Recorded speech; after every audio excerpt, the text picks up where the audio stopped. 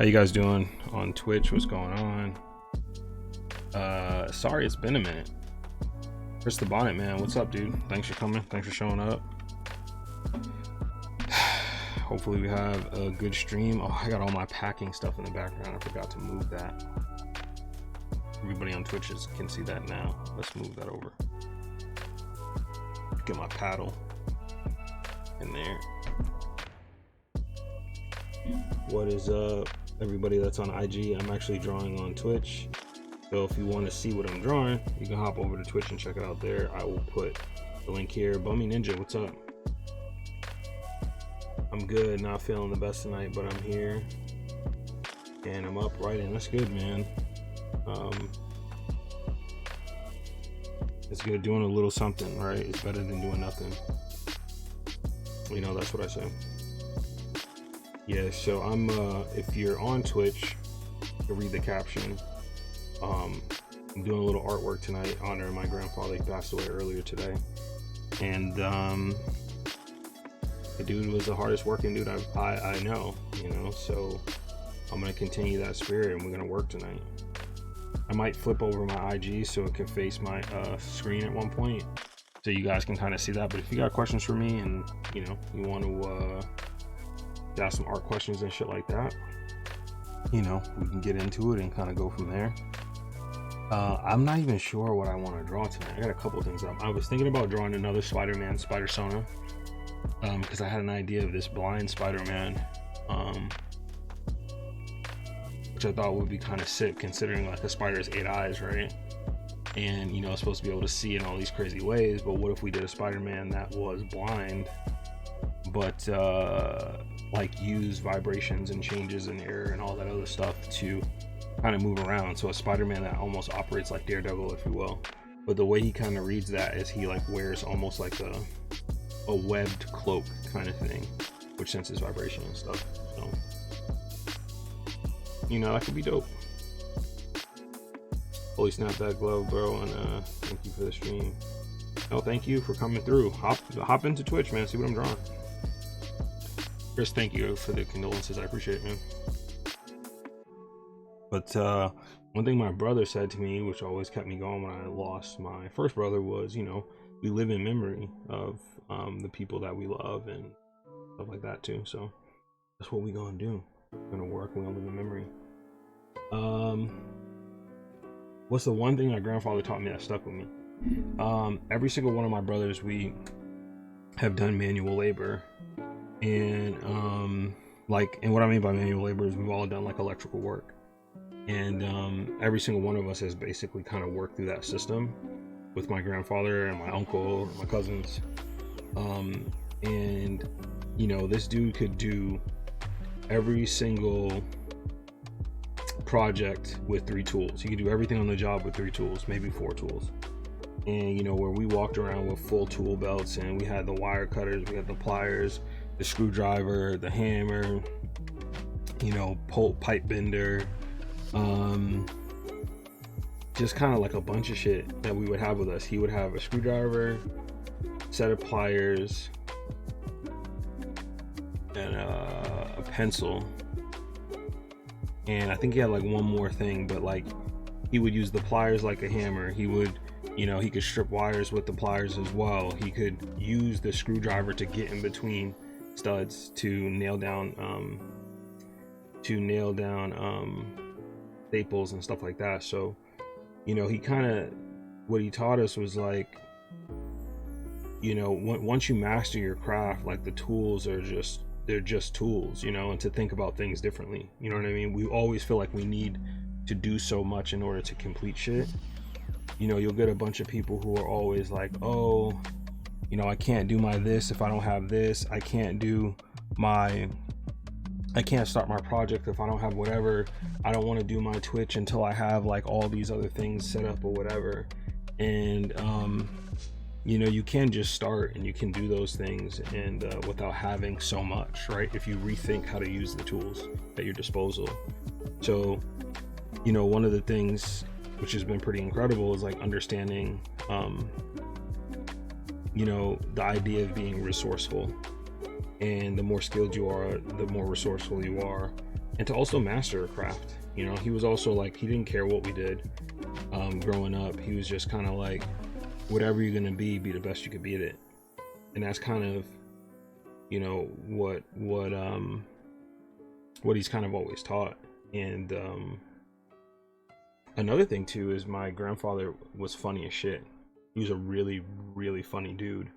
And you know, the way my entire family jokes, our inflections, our delivery, so much of that stuff came from him. And you know, we carry that on in the way we joke and everything else like that till this day, you know. So yeah, I mean, yeah, he lived a long life. He lived a long life, and he was an amazing dude, you know.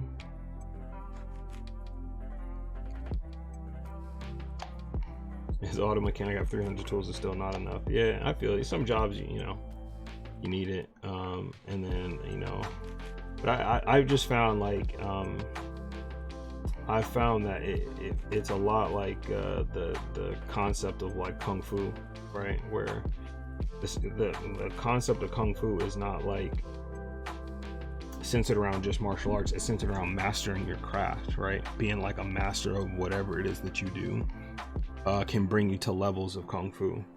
And you know, that was my grandfather. This man, you know, his kung fu was strong in electrical work. So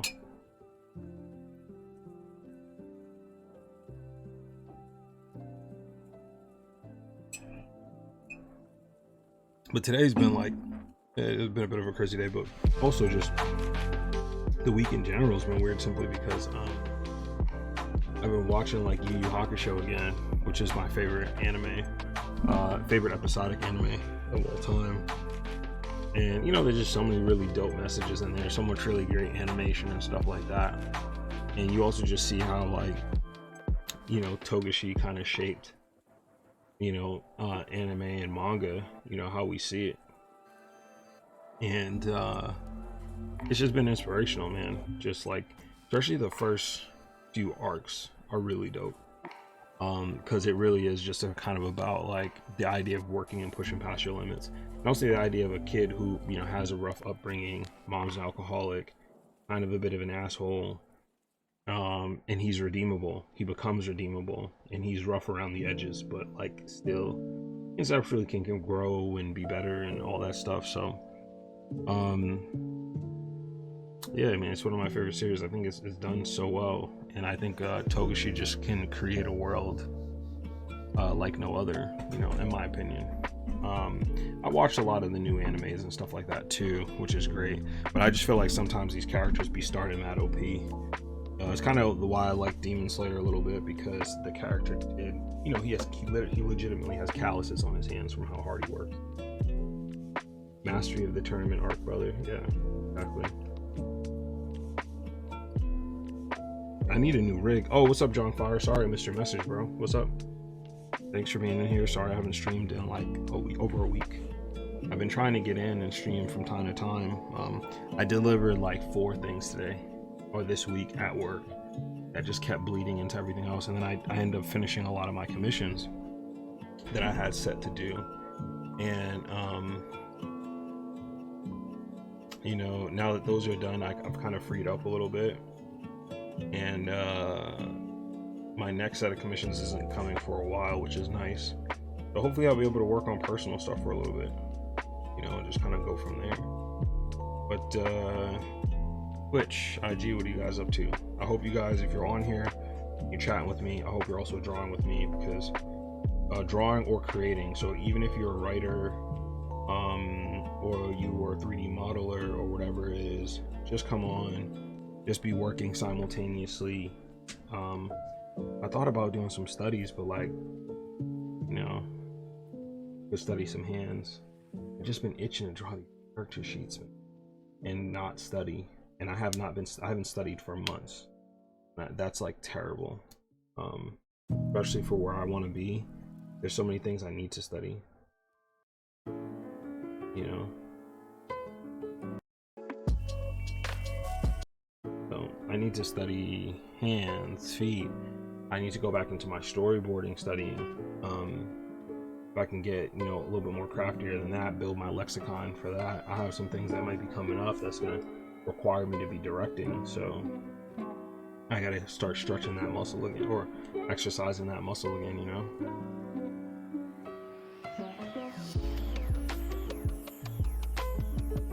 Hop into the workspace. Yo, if you're on IG, you're not hearing the music, that's what I'm bobbing my head to. I'm also drawing on here. I'm doing the character sheets for this comic that I'm working on that will be a part of book 2 with these 3 other artists and stuff. So I've been doing some of the things on stream to give myself some, you know, some time to do it. Wow. I've been really enjoying doing character sheets, to be honest. Let's see, John, I'm all good. I'm here modeling a power plant for my senior project. Okay. Fleshing out my character's personalities and sports background. Oh. Jerome, boil some water, make some tea, and study. 1, 2, 3. Yes. And guess what I got here? It might be a study night just because you said that. So my dad's from England. He was born in England. My uncle was born in England. My family's from Montserrat. They were colonized by the English. So we drink a lot of tea around here.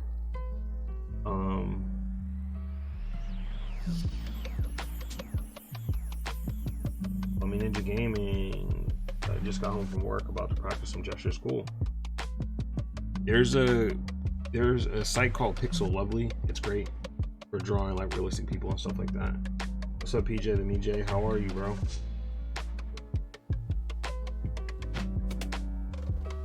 Twitch/Mike Tony. Actually, Twitch/Mike Tony Design. In faith, damn it. Hey, Gail. I'm sure you heard the news. Oh, Grandpa.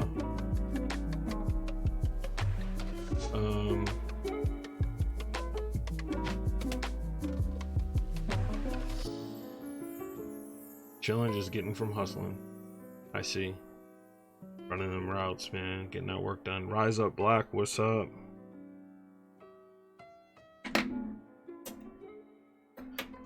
You know, it's funny. I got so my shirt came in from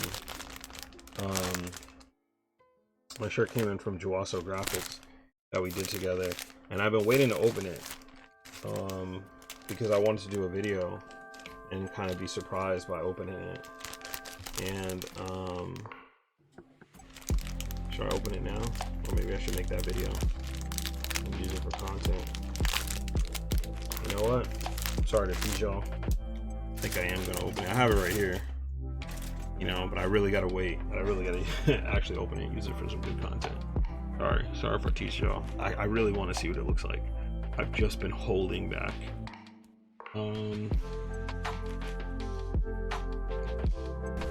Oh, you're studying in high school. Oh, Daxie with the raid. Thank you. What up, Daxie? You catching a stream right now? What's up, everybody that just came in? My name is Mike Tony. I am a designer and illustrator. I draw mostly anime, but I really focus on Black people in anime, not just skin representation, but also cultural representation. And I'm gonna pull up some of the work that I do. Right now I'm working on some character sheets for a comic called Stone Prison. And hey Tomo, that's me. Thanks for the follow. Appreciate it. So these are the, like, you know, my 3 main characters from this series. You got Bayless, you got Isig, I got another character, Baruch. I'm gonna be working on his style sheets today, but it's basically about a kid who was found by a warden of this place called the Stone Prison. The warden found him. He was abused when he was younger, and he basically spent his life growing up in this particular prison. Lydia, what's up? Thank you for the follow.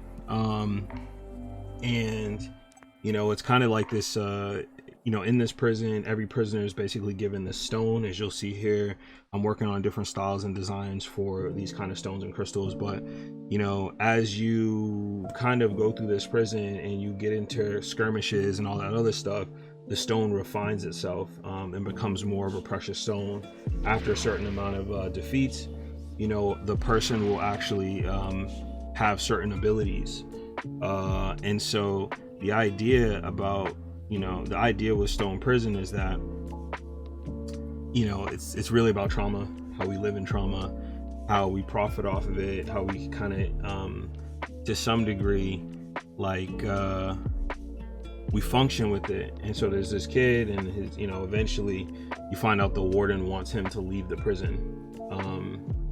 Even though he's raised him there, he feels like the kid should have a life, you know, outside of this place, but this prison has become his home. You know, he feels safe in this place because he has mastered the rules of this place, but the outside world to him is frightening.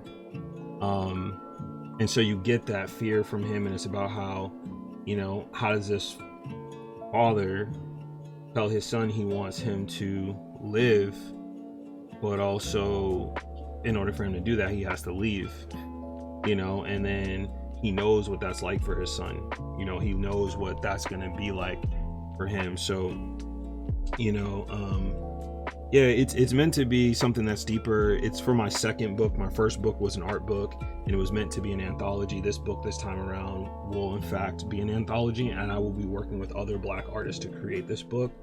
Lady 8, oh, thank you. It is, to some degree it is. No, a part of myself will be in it too. Just kind of how I've been able to, you know, make certain successful moves. But so much of that stuff is embedded in certain traumas that I had to take along with me. So, you know, hopefully this story ends well. I don't want to say how it is, but these characters that, you know, you kind of see in this character sheets, these are people that he, you know, befriends in this prison, and they're the closest people with him. And so, you know, we just kind of get a day in his life, and this just happens to be a day that his life changes. You know what I'm saying? Rise Up, thank you for hopping in. I appreciate you. Thank you.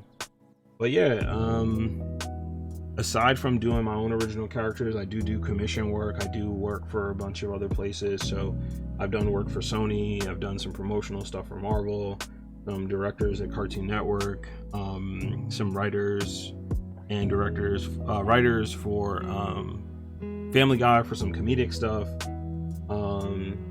You know, I'm just kind of I'm just a fan of the craft. So if you like art, if you like chill vibes, I like to stream at night. I like to do some studies, and I guess my real skill set sits in color work.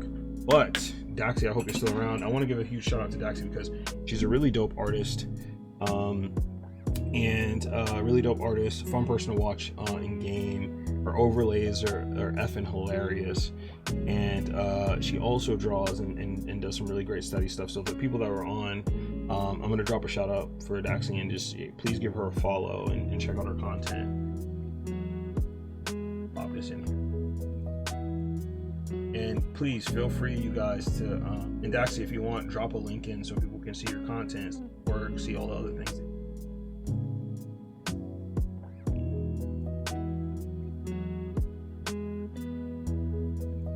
Now, let's see if I got this working right. Yeah, there you go, Daxie at Twitch.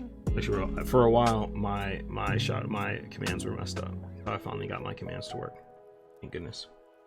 Yo, thanks, Chris. Yeah, she's dope, man. She made a V2 character for herself with a bonnet, and it looks awesome.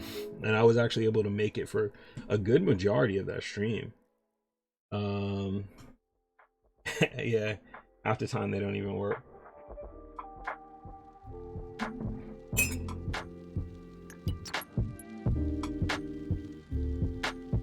And again, you know, if you got links, post them in here. For anybody that came over from Daxie stream, you know, feel free to hop in the chat, talk about yourself, tell me a little bit about yourself. If you want to just chill and lurk. We're going to be starting a character sheet from scratch. So we can talk about the ideas and concepts of these character sheets as I kind of get into them and doing a couple of gestures and stuff like that. As you can see, I'm starting really rough, but first two characters, main character Bayless, this is the kid that is raised in the prison. All these scars that he has on him are from the time he was a kid. So he's basically grown up with a lot of these scars already. So that's kind of a part of the story that you kind of learn a little bit in these flashbacks. Isig is what you would call like a floor master, if you will. She always refers to herself as a diamond, in the stone prison. And she really is roughly flawless, but she's also very battle scarred up too, as a character, and very strong, very nonchalant. And Rook is going to be his other homie, who is just this is like an office job for him. That's the only way I can really describe it. It's like an office job for this man. So I'm actually gonna do it takes place in a little bit of a high fantasy setting. So he's actually gonna have like a goblet type mug, like a wooden mug kind of thing. Yeah, it's just like almost like a day job kind of situation for him. But you'll see too from the traumas of these other people in there why, when they become as strong as they do, why not leave?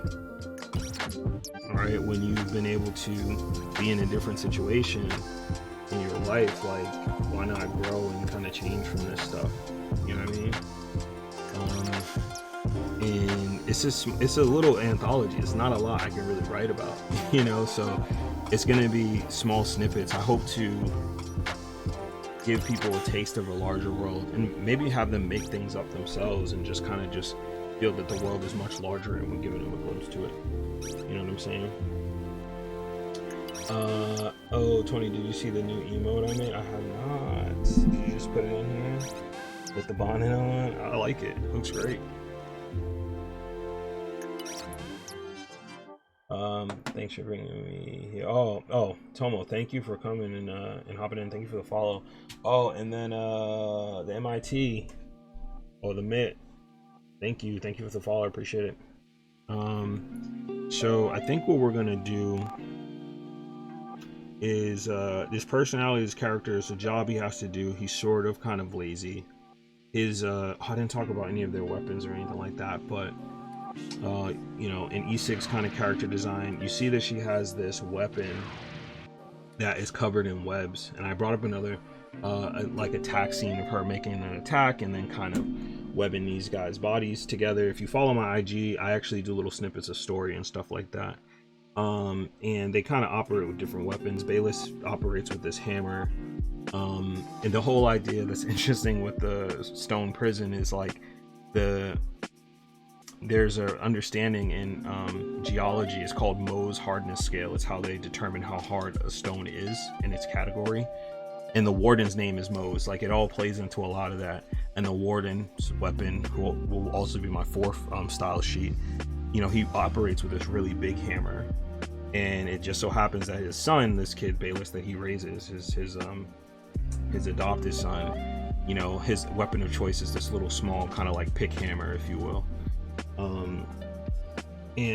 Sometimes the weapons have abilities, sometimes the characters themselves has abilities. Baruch's ability or weapon is a sword that has these chains, but the chains are basically, he always says the chains are as internal as they are external. So they're almost like this depressive power that can encapsulate a person. Yeah, I just have some really interesting stuff that I have kind of boarded up already, and some of my regular followers have seen some of these boards, but I think it'll just be interesting, the fight scenes that'll come out of this. You will get a nice little short page of each of them displaying their abilities, so you get a better understanding of like the big bad fight toward the end. And my Asian Joy, thank you for the follow, appreciate it. Hope you enjoy your time here. Oh, Daxy's going to bed. You make me want to. Yes. Oh, I know you want to go to sleep, but consider drawing along with me, because I love that. I feel like I almost get that energy like a spirit bomb. So I'm always telling people to draw and or write. Whatever you do to create, let's do it together and summon a bunch of creative energy. So these chains that you see around the character standing in Baruch, these are chains that are coming out of his sword. For everybody that's on IG, if you want to see what I'm drawing, hop over to Twitch and you can check me out there. You can still ask questions here. And let's do, because we got some new people in, let's do his main body here.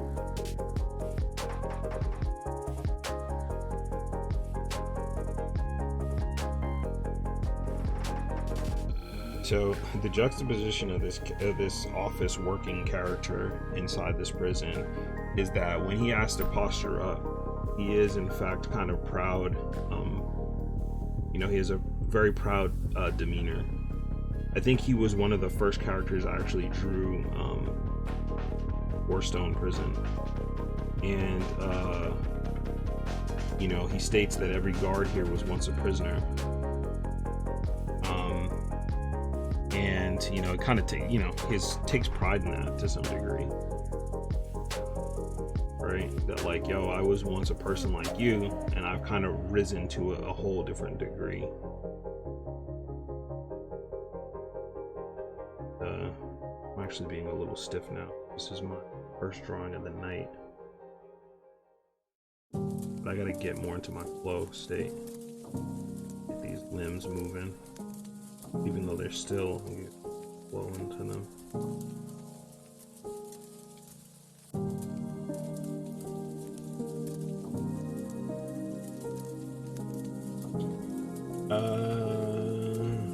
Let's see. Hey, I want. Okay. Next time I do character sheets, I'm gonna go. What you're doing here, showing a character's personality. Yeah. I mean, I don't necessarily need turnarounds as much. I will probably ask somebody to model check when I do this, so my models are kind of on in the comic. But I tend to keep my character designs fairly simple because I also envision them feeling animated to some degree. So I don't really think about doing a lot of turnarounds, even though I probably should for other things, for other reasons. This dude's actually a little long right now. He is like one of the taller people of the bunch. So I'll bring up this was my personality cover. What's up, Solange? I'm actually drawing on Twitch if you want to hop over and kind of see that. The homie Jerome, the designer, good night, stay strong, keep drinking that tea. Love from Toronto, thank you, bro, appreciate it. All these Canadians out here following me, thank you. Canadians and Brazilians. Yes, it feels really good working with all of you. See the energy's powerful. So for my main character, I decided for his weakness, I made all of those the strengths of his big sister. Is this for the baseball comic? Right? Is she also an athlete?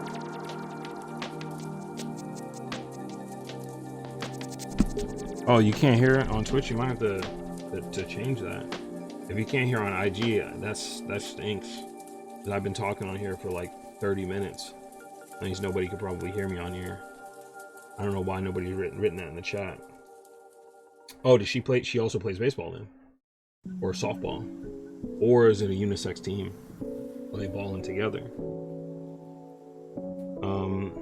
Yeah, this Baruch character, he's just a little leggy here. He's a little leggy and he's a little slim. He gotta be more triangular. I would even say like he operates almost like an older brother to the Baelish character. Also, that name is not 100% settled. It just I was thinking about something and it came to me. I'm not set on it. I'm just waiting for the muses to hit me, give me something different.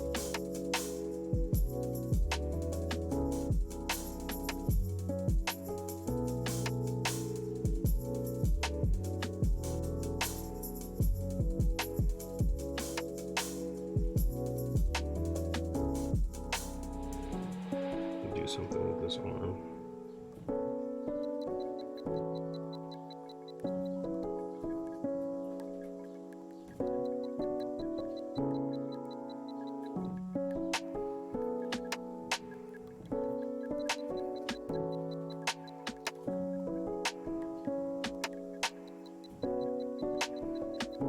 This is a little better now. His legs feel like fucking toothpicks. Alright. You know what we need to do? This.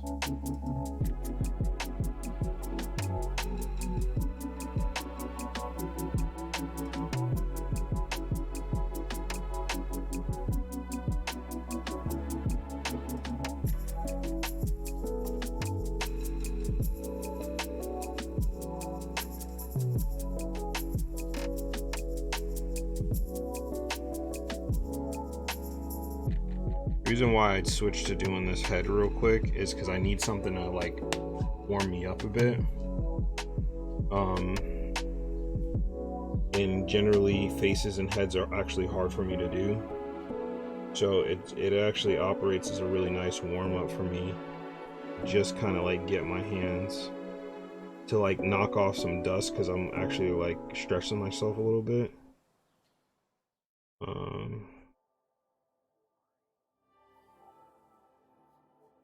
Then just kind of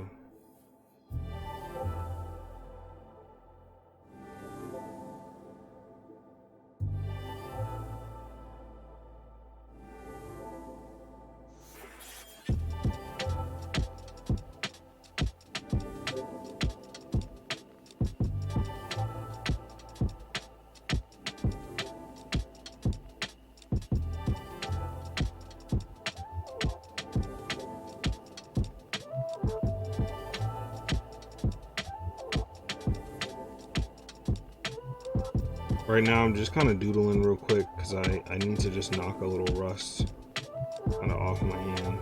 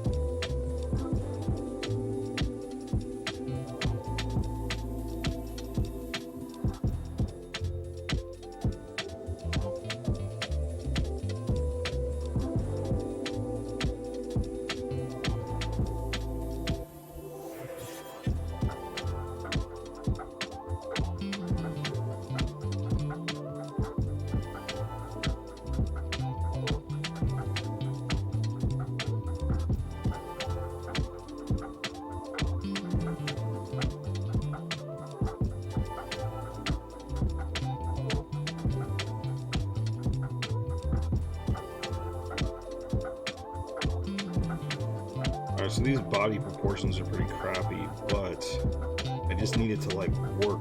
I just needed to get warmed up. Like I literally feel like my hands warm, legitimately warmer. Oh, it less. Yeah. I'm just going through and creating some couple lines, feeling some organic shapes. Cortez, what's up? Am I gonna make an animated film? Yeah, it's only $100,000 an episode. Maybe a couple million a season, maybe 10-15 million for the movie. So you know, I'll ask my dad for a small loan, 15 mil, do that.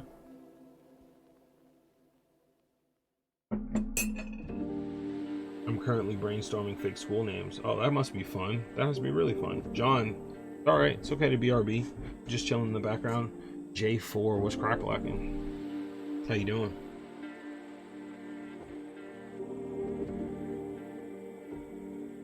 It's always good to just kind of make a couple things here. Do some things where we play around too with weight. Here, this. Turn his head toward us. Somebody called his name. Like, smoking a cigarette. Hand in his pocket. Ooh, that's a terrible arm. My arm's not for that. Like this. Someone called him and he was like, damn. Hot, nigga. I don't know. Doing stuff like this makes me feel like I've warmed up a bit. And I feel, okay, now I can come back to this. And I can see that I need to erase this. And try again. Or just duplicate it. Lower the opacity.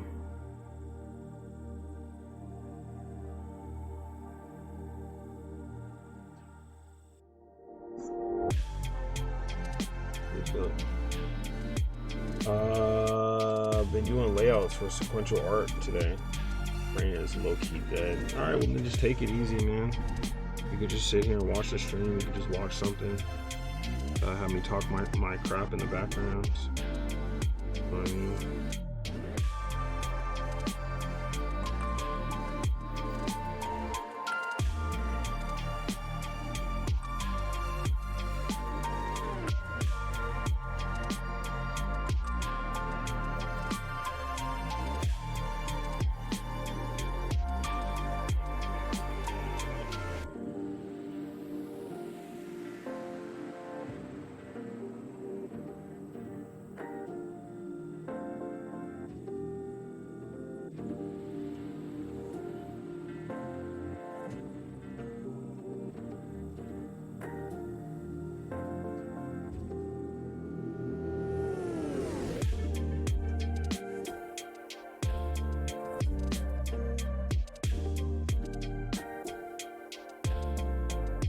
One thing is I have a design for the character and I'm trying to remember it. What I really wanted him to kind of look like.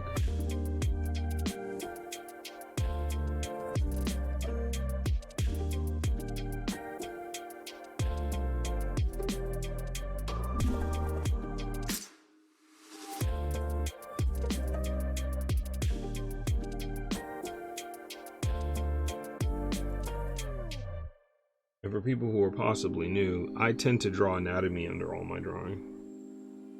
That's why I'm doing all this stuff first, and you're seeing me just kind of puppet it out. I know it's a simple stance, but like, I do this right now to get better understandings of stuff. It kind of operates as a way of me forcing me to study too, or to be, you know, to be conscious of some of my gestural decisions that really also play into your character design. You know, your character design is more than the clothes that they wear. It is their personality. They fill out the character design. You know, in my opinion.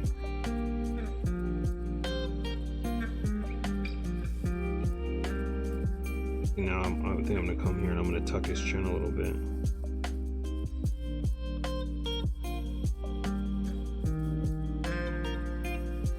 Head's too big, but make it slightly smaller.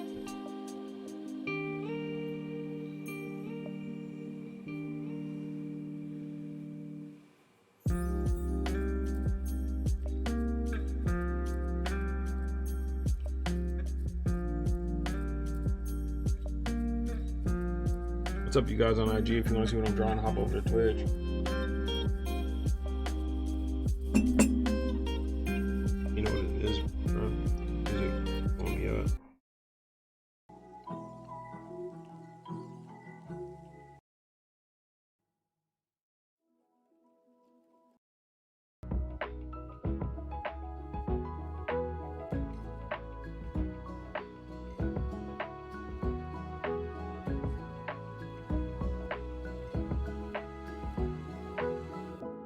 Face is a little longer. Yeah, that feels better.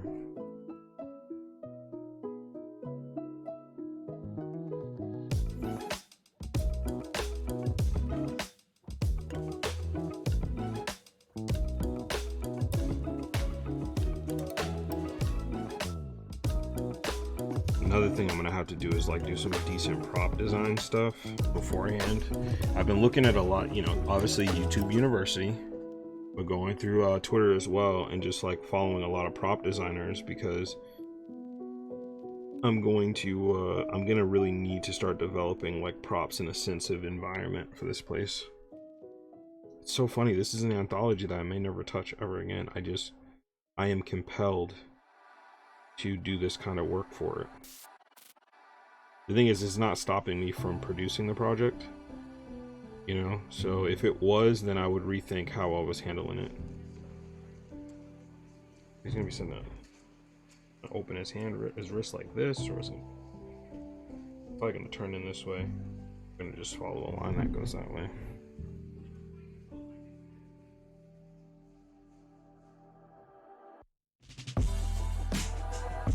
I'm actually gonna get rid of the shoulder here. You have some real overlap.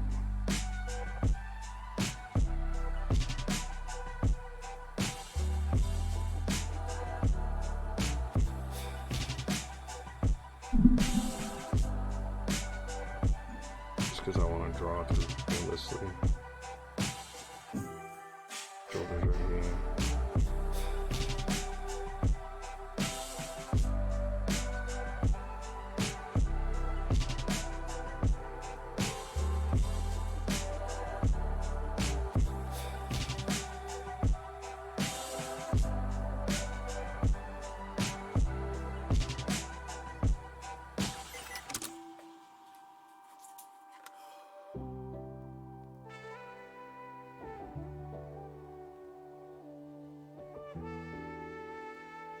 Now, this is very different than the position that I had before, where it was more pointed down.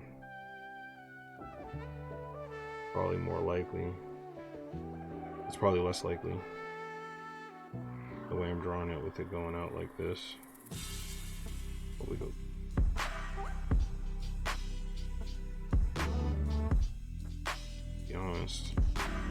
And you probably see more wrists like this.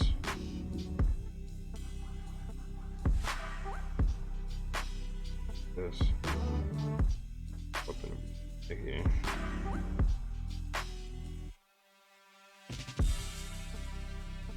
See all these artists hopping on through IG. You want to see what I'm drawing? You can hop over to Twitch. You don't need an account. You just sit and watch and actually hear the music. Probably be a little bit more of a little better experience.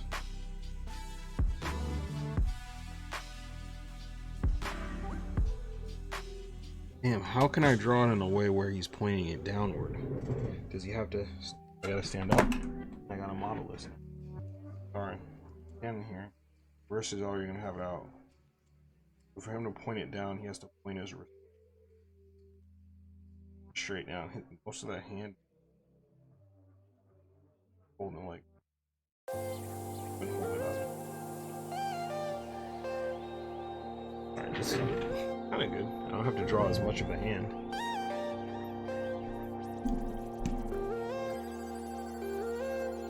Beautiful times where we get to, some of these very beautiful moments where we get to cheat, not having to draw hands, and it works.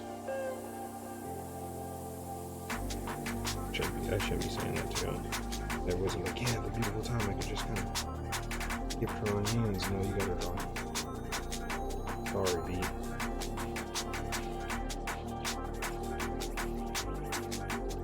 Actually helps him look a little bit more regal too.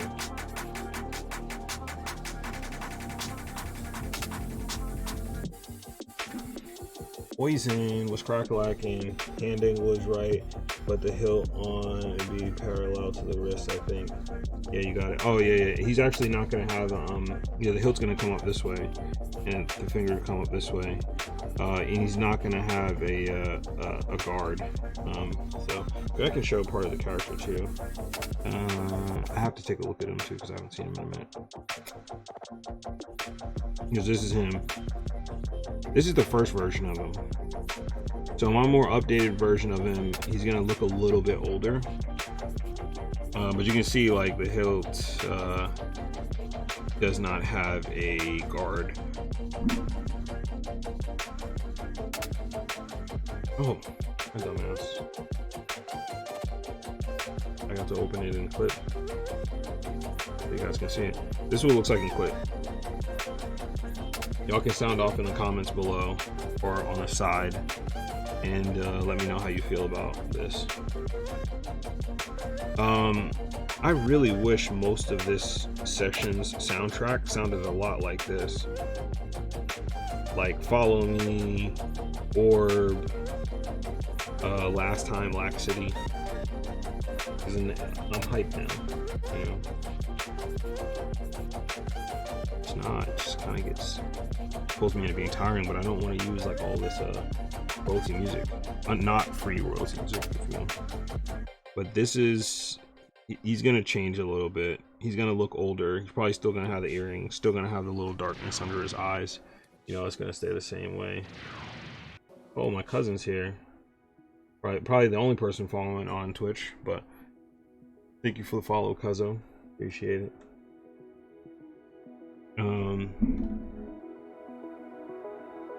Yeah, and this is one version, and I actually need to. Here's another version of him when it opens. This is a big file. It's fighting an inmate, and you can see the walls, the jail cells, all encompassing, all stone kind of around. I think it's going to be more of a sandy stone situation, you know, like wood, kind of compiled stone, leather clothing, you know, but like rawhide kind of stuff.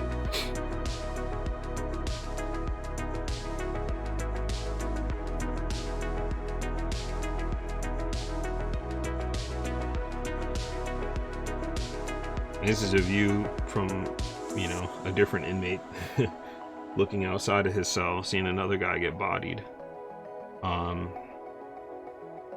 And this would probably be like an equal opportunity bodied prison. So, you know, looking at this here, I'm seeing a couple things that I wish, you know, sometimes I gotta cut corners time wise to create these things and get them out. But I'm looking at the jail cells in the background, and they definitely should be darker, and there should be some tonality to them, you know. But I was on the move, so I just had to kind of do something to get this out. But yeah, I like how it turned out. His character is roughly going to be wearing this kind of stuff.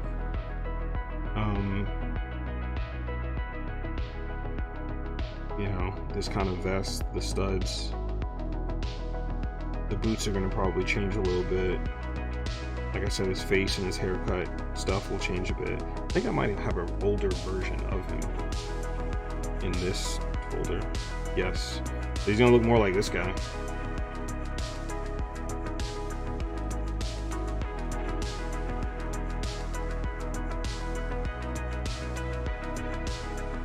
You know, he's a bit older. Seemed a bit more relaxed and chill. This is going to be our Bayless character. You know, he has a scar on his head. He kind of keeps this part of his head shaved. Looking dope. I assume these all for comic. Yeah. And the dad, or who is the warden, Mose, is at the top. You only seeing part of his face.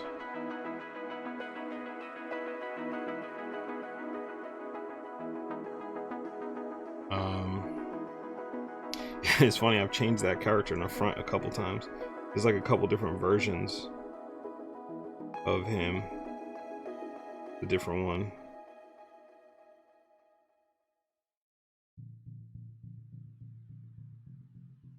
But yeah, this is gonna be kind of the gear up. So like I said, like kind of a rawhidey fantasy clothing situation. Juice the Bully, big fan of the artwork. Keep it up, man. Thank you so much. I appreciate you being here. You want to see what I'm drawing? You can pull up Twitch. You don't need an account. You could also hear the music, hear me talk, and do everything else. You know what I mean? And the vibe is just different. We over here drawing.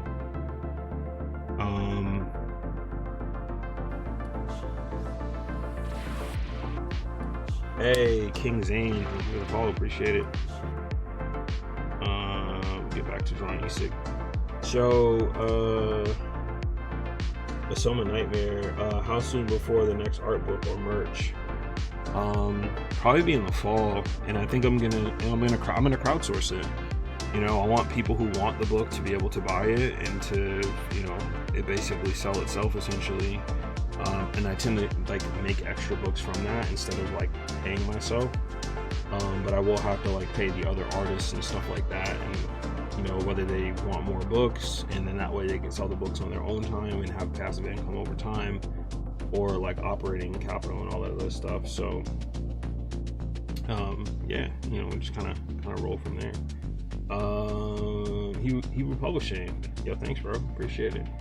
Yo, the books came out great. The card decks came out great, and I haven't had a chance to post them yet because I'm trying to figure out how I want to kind of move that content. And I think what I want to kind of do is like do the picture in the box and maybe do it in a slide. The unfortunate part is I never recorded that process, or else I would do like a shot of like what it looked like and then show the drawing process of it, which would be dope, you know.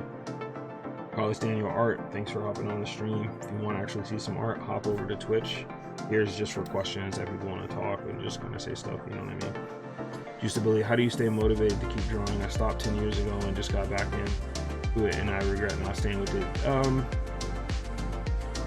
It's okay to have that feeling, you know what I'm saying, emotionally. I stopped drawing for longer than that. I used to sketch, like, you know, I took an art class in high school, but like I don't think a lot of people took me seriously with it. And I played basketball, football, and track. I was a martial artist for a while. And during that time I wasn't like drawing regularly. I got to college and I went to school for marketing and design, and then I transferred over full-time design. And I spent more of my time doing more corporate-y kind of design stuff. Then I did illustration. I started a business I started a business in 2009. That business kind of blew up. Had a high evaluation. We had some brick and mortar stores and stuff like that. So, and I was a creative director at that point, and I wasn't doing as much illustration as I was just like repurposing images, doing a lot more design stuff. Then I got into cut and sew, and I was doing patterns and all that stuff. And that's a different vibe. And then when, you know, me and my business partner decided to move away from that business, we it kind of fulfilled like somewhat of our dreams. So we weren't necessarily millionaires, but our business was valued at about $2 million, $2.2 million or whatever. And but there was just like the Boston bombing happened, a lot of stuff that kind of happened, and we were just like, you know, do we want to kind of keep continuing this path? But during that time I wasn't drawing. I moved to New York, and I needed another really creative outlet, you know what I'm saying, to get the vibe going. And what ended up happening was I just decided to just start drawing again. I started watching these drawing videos by this dude named Psychra, and he was like, yo, drawing is a skill that you can develop if you practice it. And from being an athlete and a martial artist, like, that was easy for me to grasp again. Like, let me just jump in and start training, you know, and then drawing with intention to get better. And that was in 2014 or 15. I decided to draw every day, and I think it was 2015. So what, this year just started, so you would say like 6 years of drawing like every day has brought me to a point where I've been able to build an audience, you know, like I said, do work for places like Sony, open up opportunities for other things, and I did that all while having a day job too, and a whole other life. So, you know, it's possible. Just you know, it's okay to have that feeling that you wish you just kept drawing, but you're drawing now, and that's all that matters. And you don't know, drawing is an illusion. And you know, it's like, think of it like a magic trick. You might break that illusion much faster than I did, and if that's the case, then you'll become a stronger artist in a shorter period of time. But just trust the process, and draw for fun, but also with intention to get better.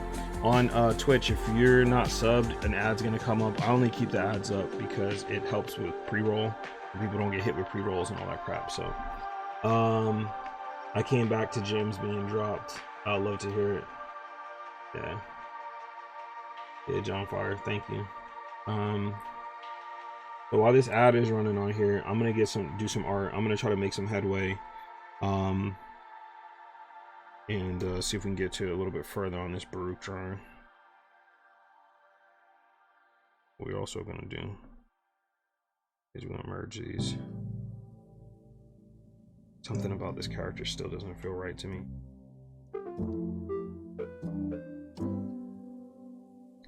Just very stiff.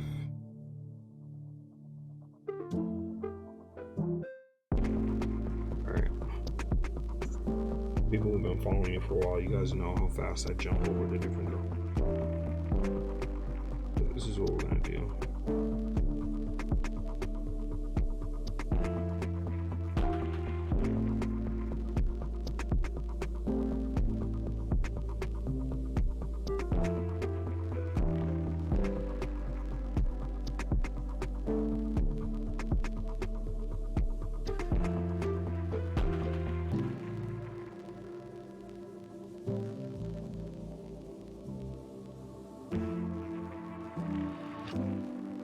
It's already feeling a little bit better than me.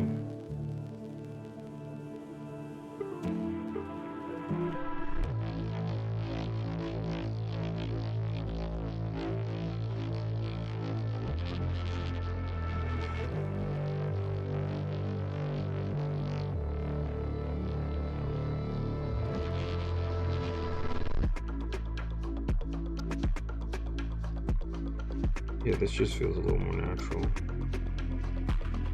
Just the lines feeling a little just flowing better.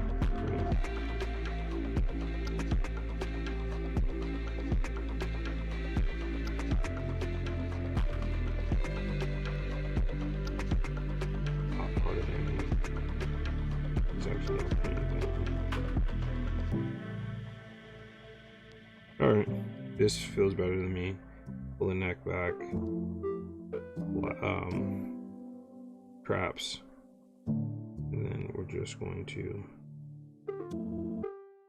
yeah, we could tilt the head to the side. We do a nice little snide look, and flatten this here. Yeah, that's way smoother to me. And we just gonna flip this.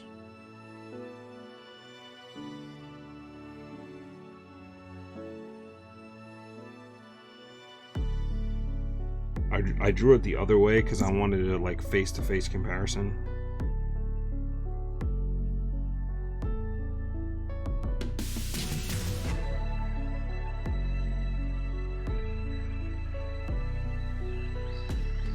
BLZ, thanks for the bat. Appreciate it, man. That's from Juice the Bully. Yo, no problem. My whole thing is I want to inspire people to draw, especially black people, to feel like this is something that they can do and it's something that people want to see. It's kind of very important for those things to kind of happen.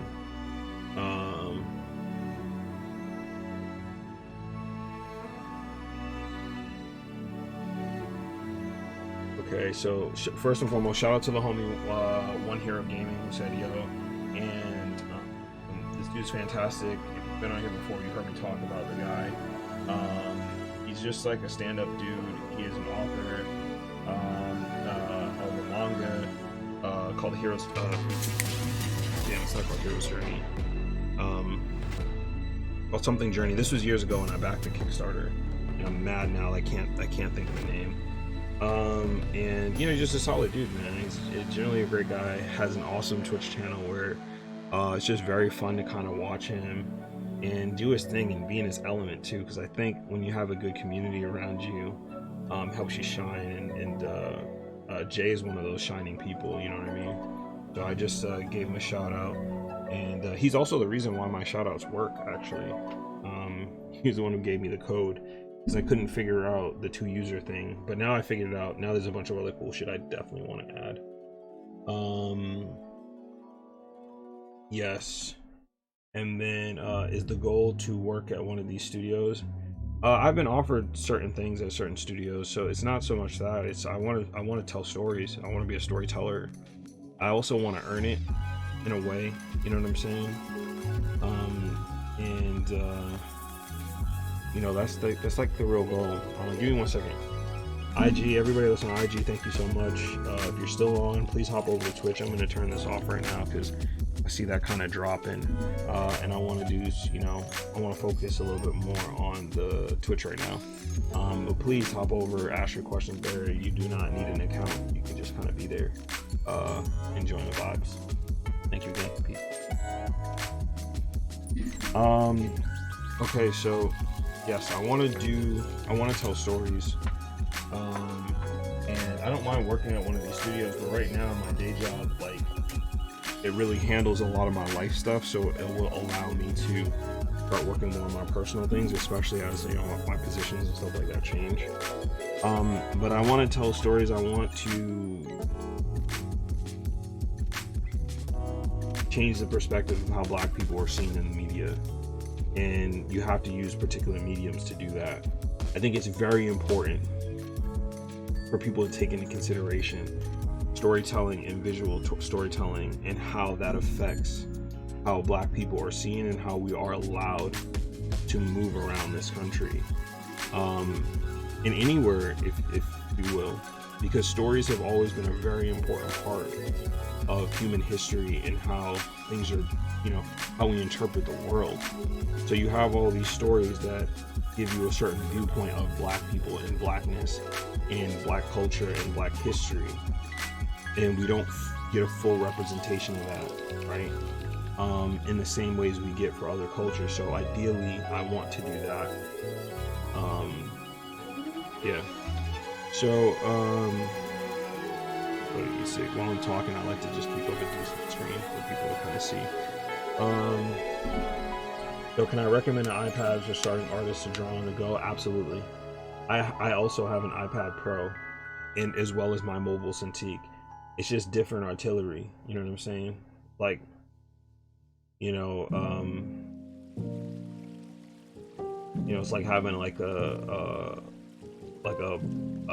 handgun. You know what I'm saying? And then you have like a Bushmaster semi-automatic. You can both move around. You can both kind of use them. One just, you could just do a little bit more with, and it takes less effort. You know what I'm saying?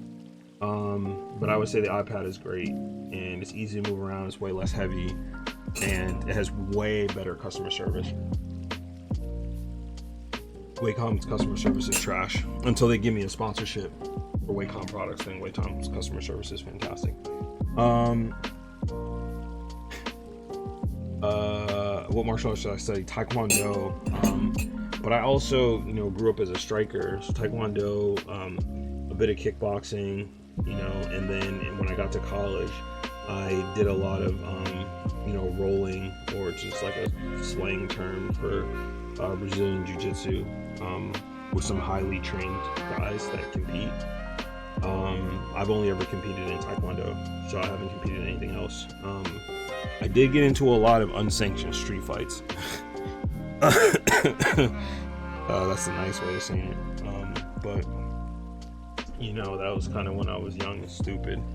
So now I'm old and stupid, but older and stupid. The music is a little loud, can't really hear me clearly. Oh, thanks for letting me know. Yeah, it needs to go down a bit. I thought I turned it down some, but I'm glad you said something. I also probably should turn up either the gain on my mic here, which I think it is bringing me to that max level, but even still, the music's just too much. And also, I don't like half these songs. Go back to, yeah, here we go.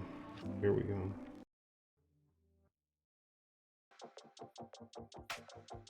Alright, this is more of the hype section of it. Found a school name generator. That's great. Same goal. That's awesome. Isarigon, thank you for the follow. I appreciate it. You've now fallen into darkness. Mike, closer, better. Yes, I figured. What I can also do too, which I haven't done, is So I have my directional thing up there.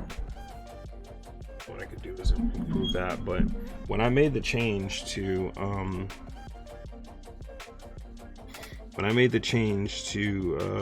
my new Cintiq, I didn't, you know, make the proper updates, I don't feel like, to my my audio, to my mic. So I can actually do that a little bit right now.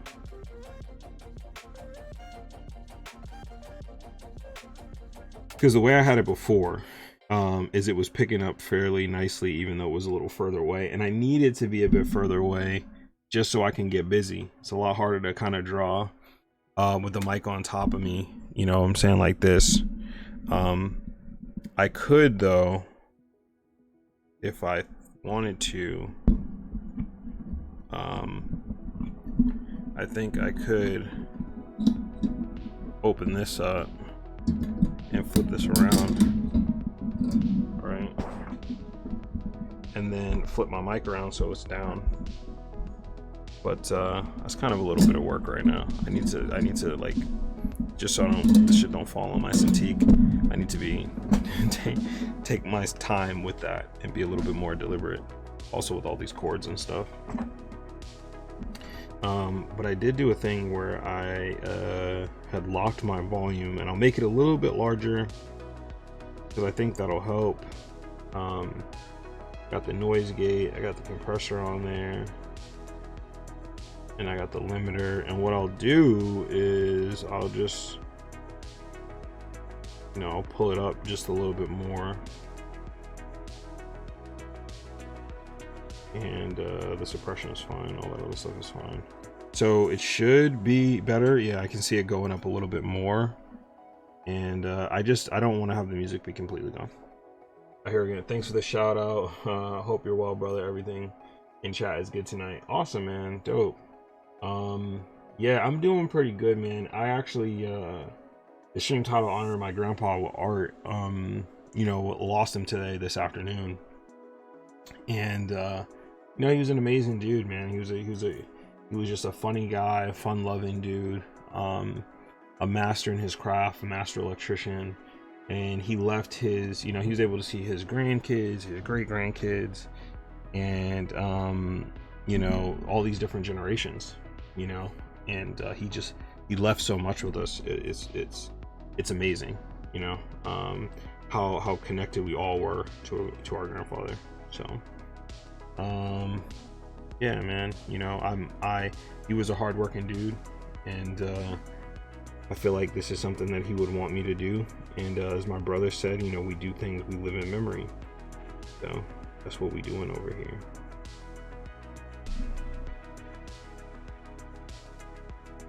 But yo, I hope you've been well. Your streams are always fire, man. I always love putting them on, popping them in the background, bro, and then hopping on and actually seeing you either kick ass in games or get your ass kicked in games. You still make it fun. You still make it look great, man. So, you know, you're a solid dude, man. I know you're working on your new project too. You built your audience. Again, give me some heads up, man, when that stuff's gonna drop, so I can do some fan art for you in your project, man, and show you some support. You know, with my skills as well as monetarily, you know. Thank you, bro. I appreciate that. Stand up dude, everybody. If you didn't see it already, gave him a shout out at the top, but please show him some love. He's also just a really fun streamer, man. You get a lot from him. So, streamer, writer, professional.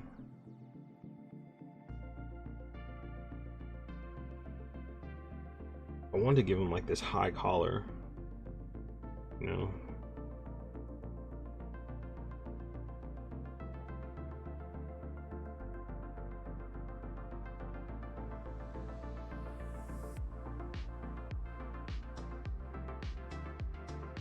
Scheduled to start by working in March. Dope. The energy in the community is building. It is. I'm loving the energy. I'm loving the community. You know what it is? Everybody's working, bro. Everybody's working simultaneously, and they're giving me their fucking work energy. And we're sharing all of this work creative energy. That's what it should be, dog. I'm telling you, like, energy crosses over. That's why I'm always like, yo, if I'm working, you guys are working. You know, trust me, like, you feel good. I appreciate that, J4. Megasoma, I'm back. Did I miss getting my question answered? I think you did. I didn't know you were gone, broski. Let me go back up. Let me answer your question again, because maybe something new will come from it. If you can recommend iPad for starting artists, yes, I recommend an iPad for sure, 100%. I also have one, and you know, as well as my Cintiq, because even though my Cintiq Companion I can bring with me on the go, it's heavier, and to be honest, it costs a lot of money. So I'm gonna be real, I'm a little bitch about it. Like, I have a soft case that goes on top of it, and then it goes inside my book bag, inside the soft case inside of that, whenever I bring it anywhere. But my iPad, you know, it's like I didn't have a case on it until fucking today, and I've had it for like 2 years, and I just kind of maneuver it around. It's just kind of safer. It was only like $1,000, and I say only $1,000, which can be a lot of money, but in comparison to this fucking monster, which was like 3,600, it's like, you know, and there's just better customer service for that. So like, I feel a little bit more comfortable using it outside of this realm and arena, even though I do take my Cintiq and work in other places, especially if I need to do heavy work on the go. So when I'm in Boston for the wake and funeral and all this other stuff in the next week or so, I'm probably gonna bring my Cintiq, you know, because then I'll have moments where I'm sit down and do some real serious drawing there.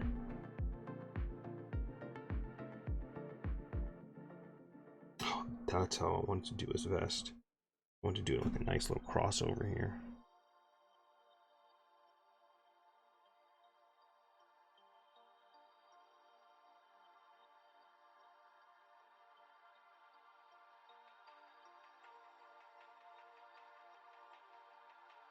And then I'm still gonna do the whole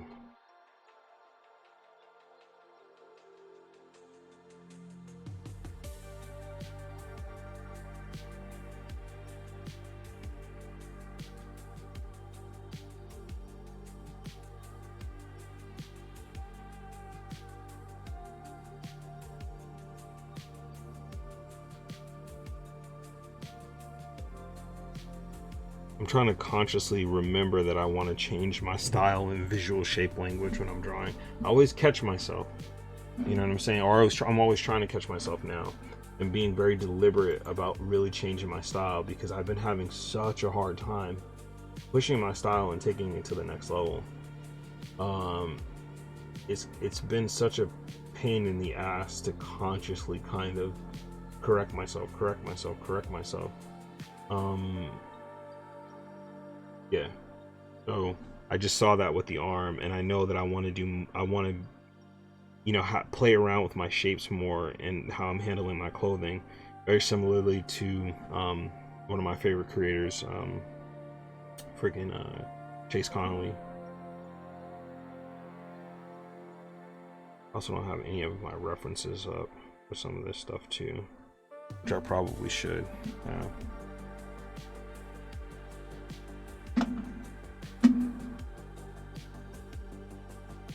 I do like my system though. Pretty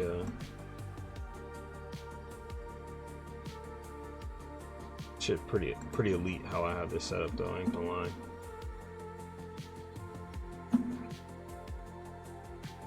I think my Pinterest is public too, by the way. You can go to my Pinterest. I think it's Mike Tony Design. Oh, Chris, man, thank you for the 3-month sub. Appreciate it, bro. 3 months, man. 3 months of support. Thank you. Yo, if you want, man, you know, run those school names in the chat, bro. Dump them in the chat. Like, hey, maybe I'll create a poll for it, and we can crowdsource this the school name, you know.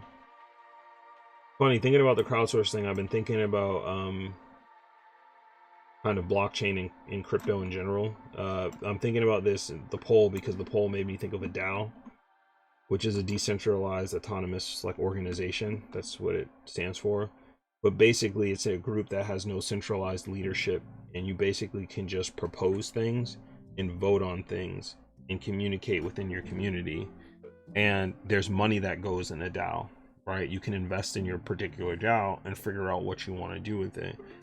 So let's say like I crowdsourced a project, and then like I'm like, okay, everybody in the DAO who's a part of this project, who's basically gated into it, you guys are going to be voting on directions for certain things. Do I add the style sheets? Do I not? Do I add this? Do I not? You know what I mean?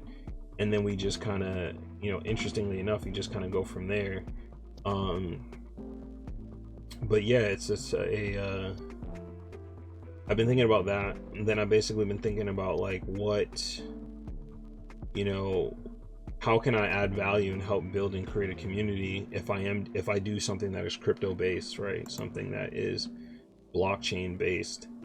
And yeah, I've been coming up with some cool stuff. And one of the things I think for Stone Prison, because I was thinking about releasing separate content as like NFT content, but it was just kind of like, I'm making this stuff and I don't want to deprive people from seeing it and being able to like kind of, you know, just kind of be able to see the art if they don't know how to, like, for example, if they don't know how to use a MetaMask, if they don't know how to use like a crypto wallet and stuff like that, it's kind of, it gatekeeps a bit. So instead I was thinking I could create, because the Stone Prison is what I call the game of Liege, where you smash stones against each other's to see which stone moves on to the next, essentially, and you just keep smashing stones until that strongest stone breaks. I was thinking about doing a procedural crypto setup that like making a like gamifying the stones, essentially. So there would be like anywhere between like 2 to 3 characteristics of these stones. I don't know, it has to be more than that. So let's say like 5 to 7 characteristics that can be customizable. So it can be like color, shape, core, and then like something else, and then there will be a bunch of different variations of that. So what I would do is there's a computer, I basically write some Python. I am versed in programming code, and have that Python essentially take all these different variables and just make, 200 or 300 different stones, right? And it will make them randomly. So some parts and shapes of the stone will be rarer than others. And if people who own these stones could legitimately use them to battle back and forth, based off of their rarity, which I think would be kind of dope, because then everybody involved who got a stone would basically be a part of Stone Prison. I don't know, it sounds cool. It's something that I would fucking buy if I knew I can do it within a community. Alright, so let's see these names. Number 1, Eastside Pine Private High School. Damn, this name generator is motherfucking good. Forest Lake Technical High School. Dude, this shit looks good. Let me see something real quick. Kind of run out of my tea. Throat is getting dry. What I'm gonna do is I'm gonna make my first ever poll. All right, channels, teams, no, none of that. Titles, the homies, no. Subtitle, description. Yo, why is it this complicated, bro?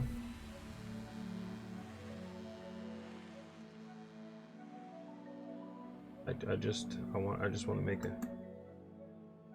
a reel. I mean, I just want to make a poll. Can I do that? Channel 1, channel 2. Title settings. Check out these streamers. All I want. What is that? Oh, that has nothing to do with polls. Come on, bro. All right, guys, give me a second. For some reason, polls was not added. All right, DOT Hoppa High. Oh, dot Hoppa High, yeah, Dorchester. All right, let's create a fucking poll. Question.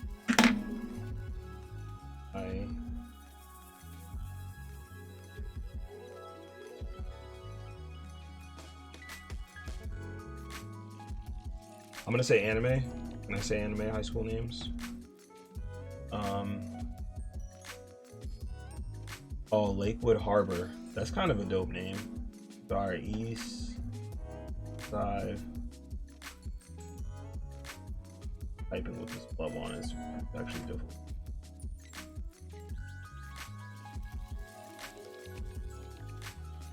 Five Pine.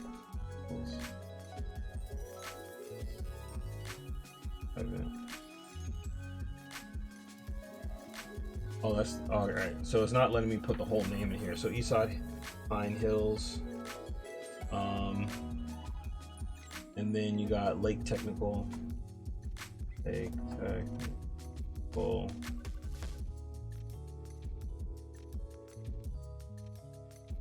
then you got Lakewood Harbor.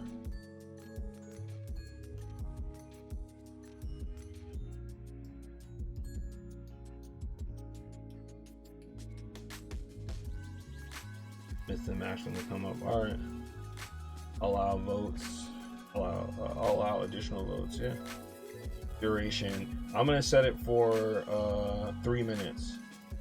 All right. So I'm doing a poll. In the next 3 minutes, you have an opportunity to vote on these anime high school names.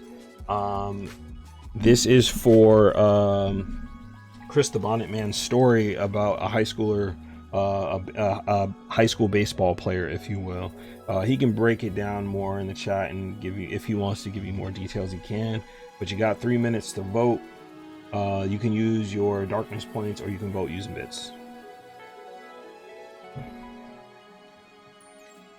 All right. Let's see. Oh, this is down to the wire. I need more tea. Fair New Pine View.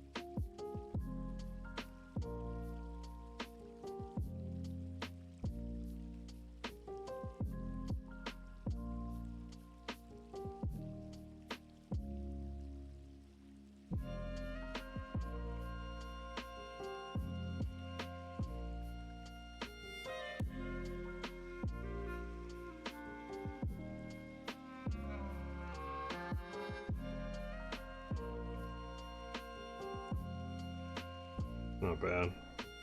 I don't mind this. I'm gonna have to drop a heel on this boot though. Real.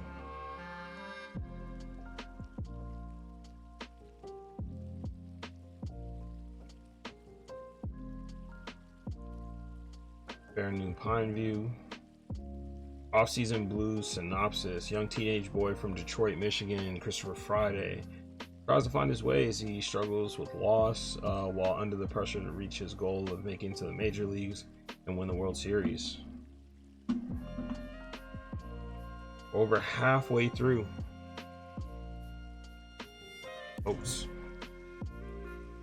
Cast the vote.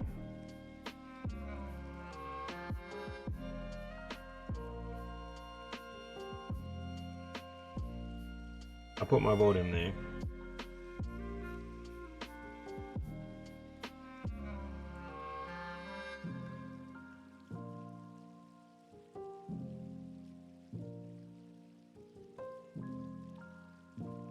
I think this is cool. What if these were tie-offs? That was a happy accident, the thing that came in there, but what if this shit was tied off? There's no real elastics, you know what I'm saying?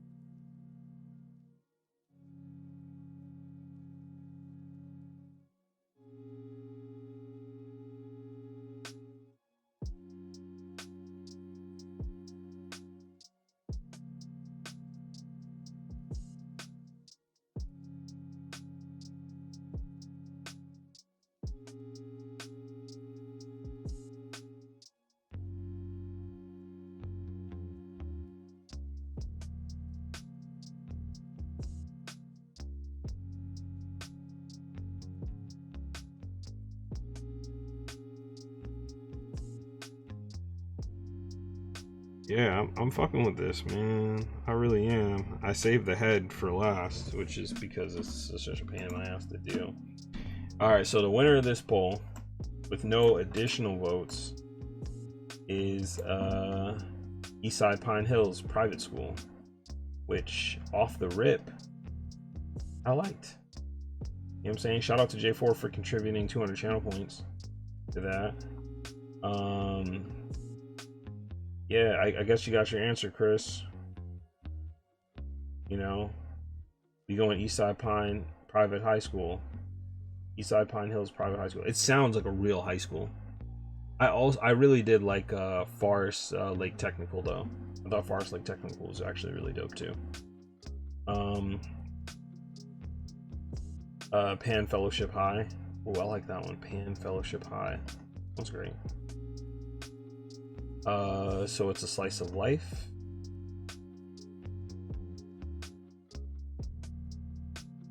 Yeah, my cousin's dropping some names in there.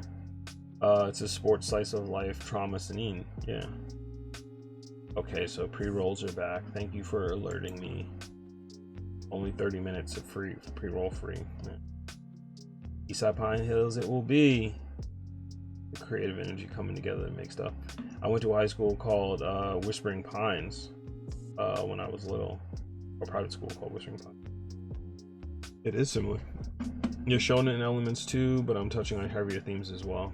Shonen elements, shonen projects can touch on some heavy stuff too. Shit, man, Naruto was heavy as hell.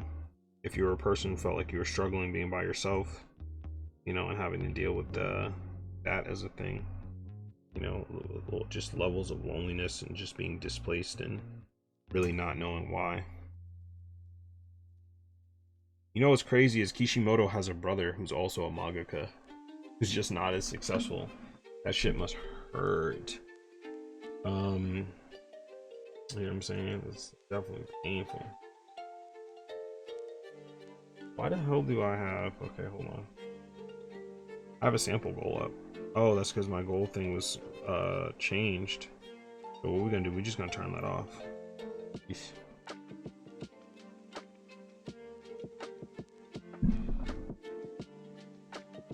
Alright, give me a second because I gotta go back and gotta run the music back when it was good.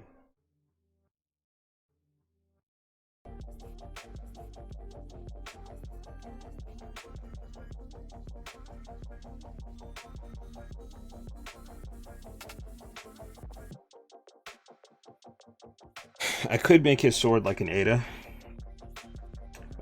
which is an African bladed weapon. It's a little leaf shaped. So I think I'm gonna draw my inspiration from the Ada when I start inking this bad boy.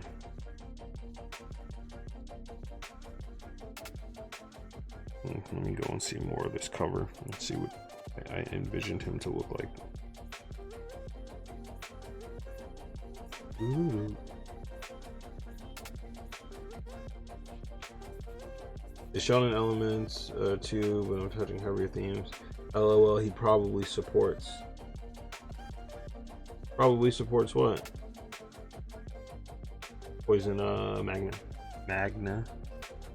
I think I might have missed something above, bro. Just let me know if I missed something.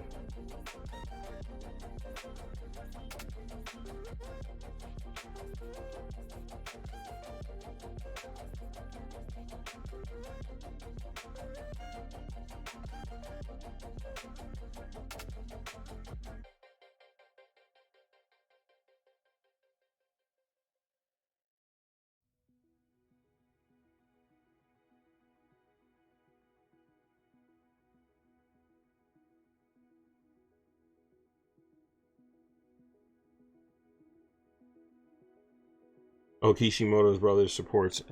Oh, yeah, I'm sure he does. You know what I'm saying? But his brother's cold as fuck. He did Psyche number 9. He also did 000 parts. Yeah, I mean, maybe he does some assistant work, but he's a cold ass artist too. His projects have never got, I don't think, the same amount of, they haven't hit the same. Their styles are somewhat similar. which kind of makes sense, you know. I really like Psyche number 9. I thought it was sick. It's basically about people who it was basically about these people who worked for the court system, and when someone got a death penalty, they didn't just get a death penalty, they were basically killed by the means that they like killed other people, but they had an opportunity to like challenge for their freedom, if you will. So if they beat one of these like number 9 cats, like the Psyche number 9, like in their trial, then they basically could be free. But these Psyche 9 fucking people, they went through trauma themselves, and they got time today, if you will. It's the only way I can describe it. All these motherfuckers got time, and they're willing to put in the work. It's pretty crazy. I loved the one shot though. I thought it was fantastic. I really have to go back and revisit it, just for inspiration. Style inspiration.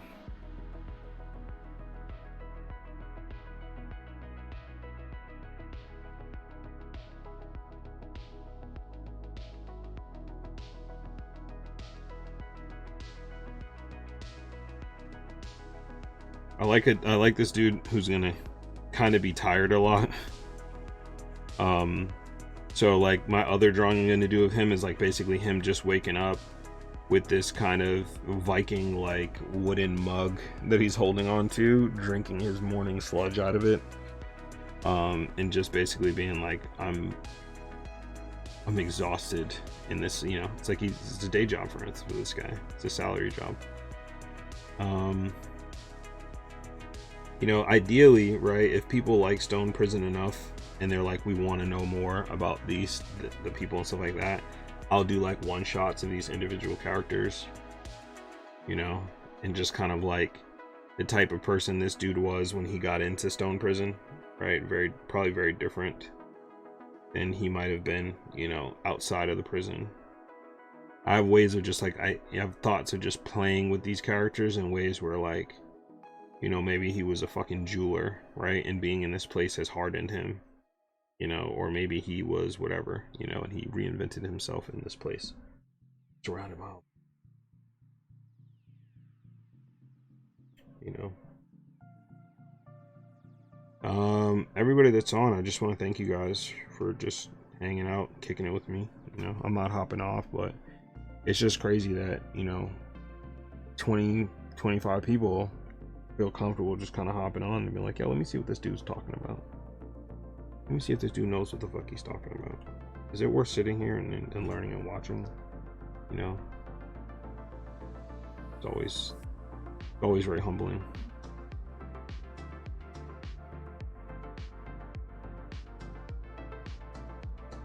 I do not know how this gesture is going to come out. I didn't really set a proper plumb line. I don't really have perspectives. Anybody who's been following me for a while knows how I like to do that. Oni Roast Visuals, thanks for hopping in the chat. What's up? They lurking and chilling.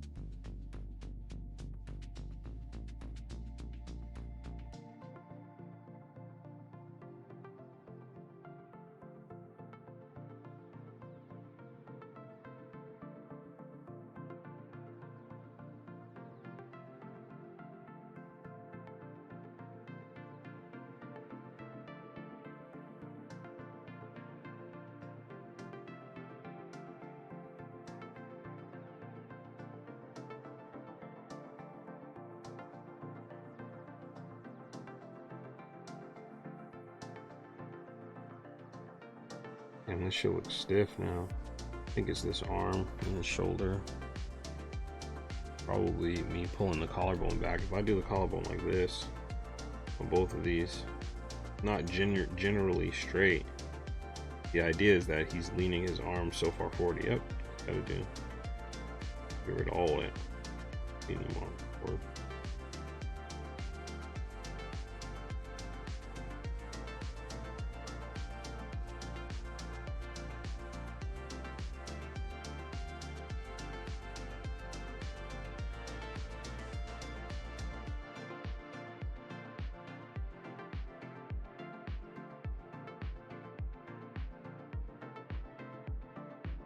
What if we just like had one sleeve on?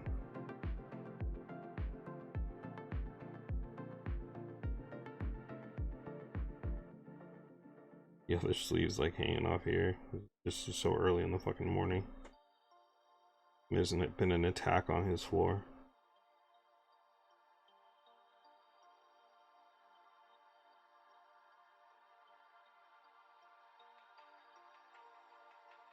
Like, wait, I'm up, I'm up, I'm up.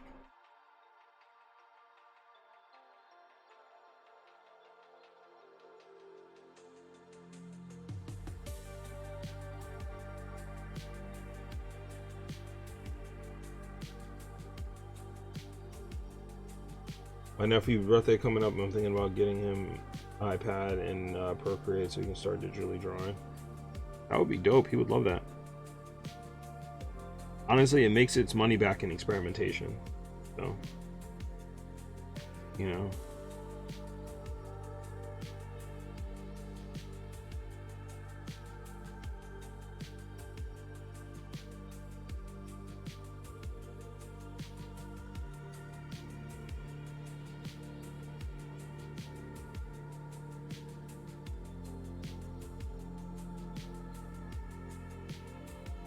Wiggling his toe.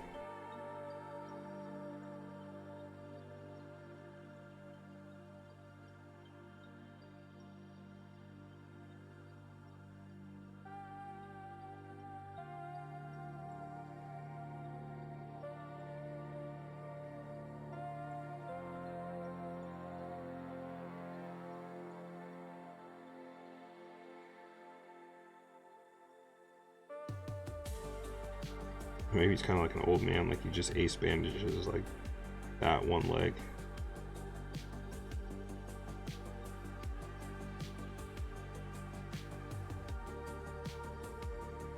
Do they have good portable drawing tablets other than the iPad? Not that I know of that operates like a computer. The only other one, as I said, is my Cintiq Companion, the mobile studio. There's a Companion that I have that's also set up over there, and then there's my Mobile Studio Pro. And I wish XP Pen or Huion would come out with a like a mobile tablet. But you know, I actually haven't done enough research on Huion, so maybe they have one. But I know XP Pen doesn't, because when my Cintiq was getting weird, I was debating on getting an XP Pen one. But I need something that I can work around my house in different places, but also when I travel, you know, so I don't miss a day.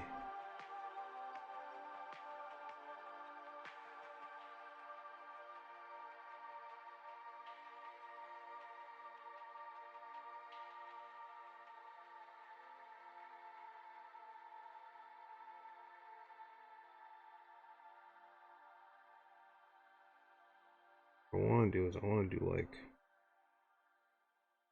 mugless like this, do like the metal thing here.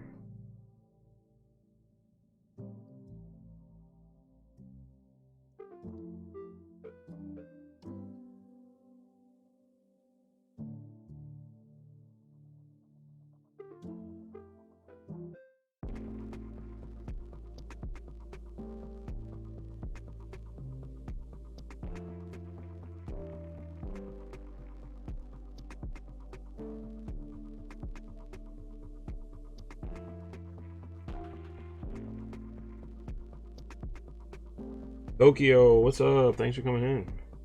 How you doing?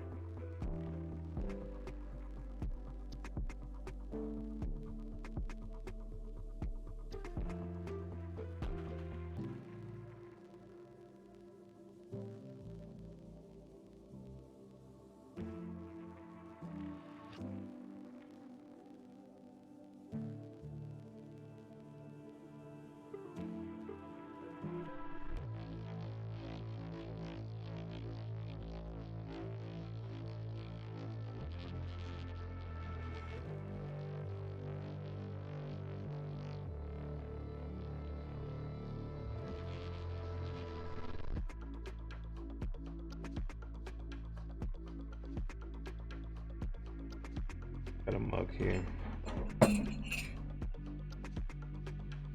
Maybe holding it like this, 2 fingers under or 1 thumb up. Yeah, my grandfather passed this afternoon. And same as when my brother passed last year, I did some art.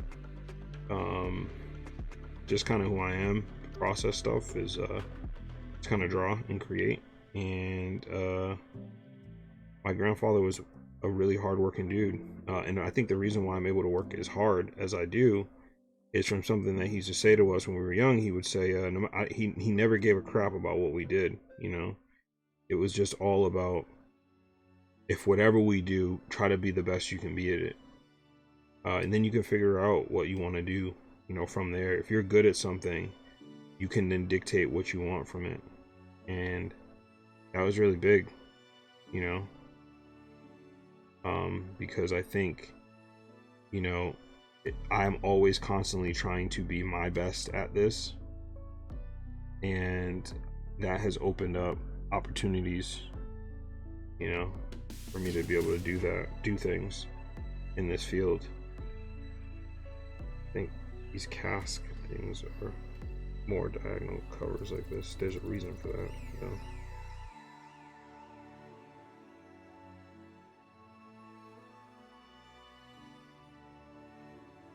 I think it's like an aromatic thing. Yeah. On fire.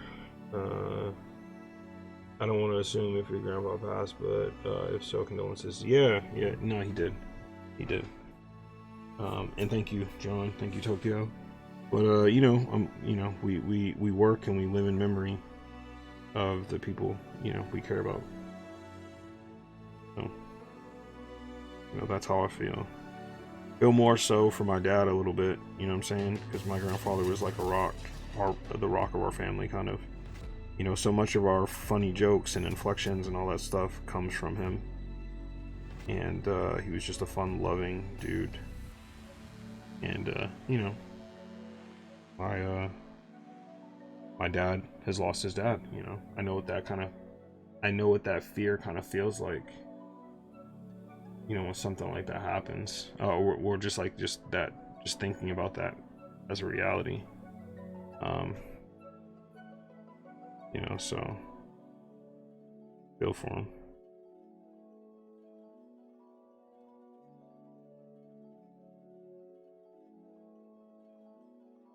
I need to get better at facial expressions because I want him to be like, ugh, like tired.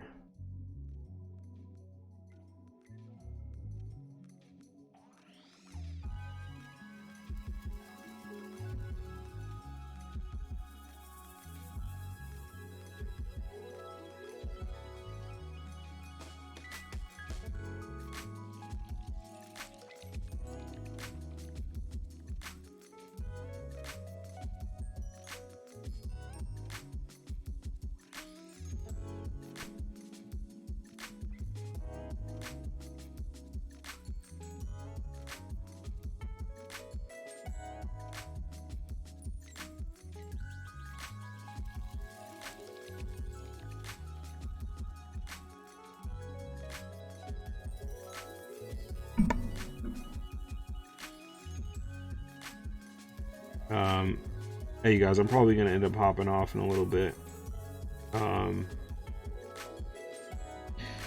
because I got a nice little 2-hour stream in.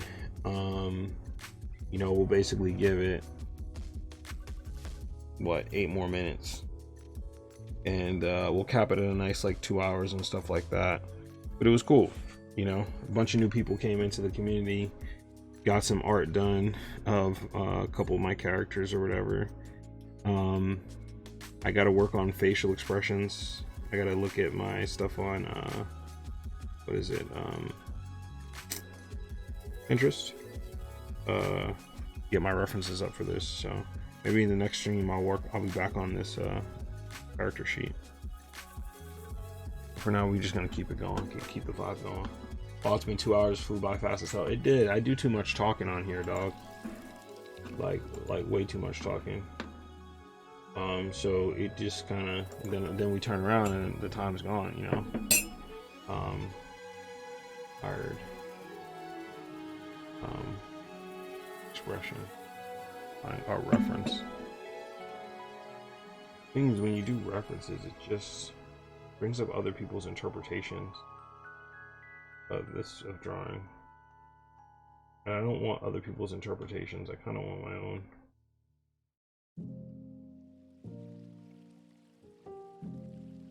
Ethan Becker, though, was kind of like, he disagreed with that.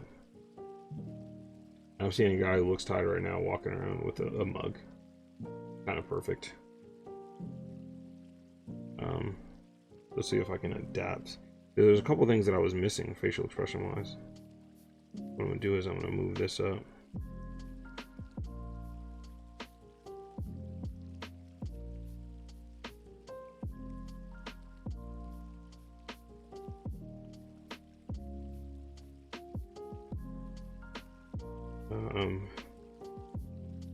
We're just gonna erase this for now and just redraw this a little bit cleaner using a pen instead of the pencil,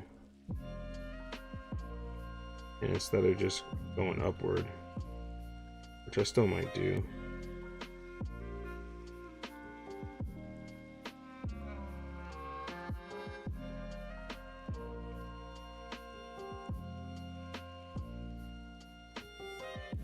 and eyelids.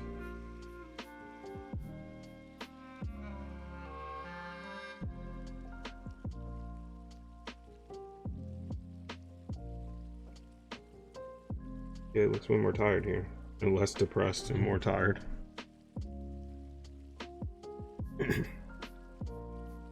He also looks like a panhandler because of the clothes I have him in. So I have to change that a little bit.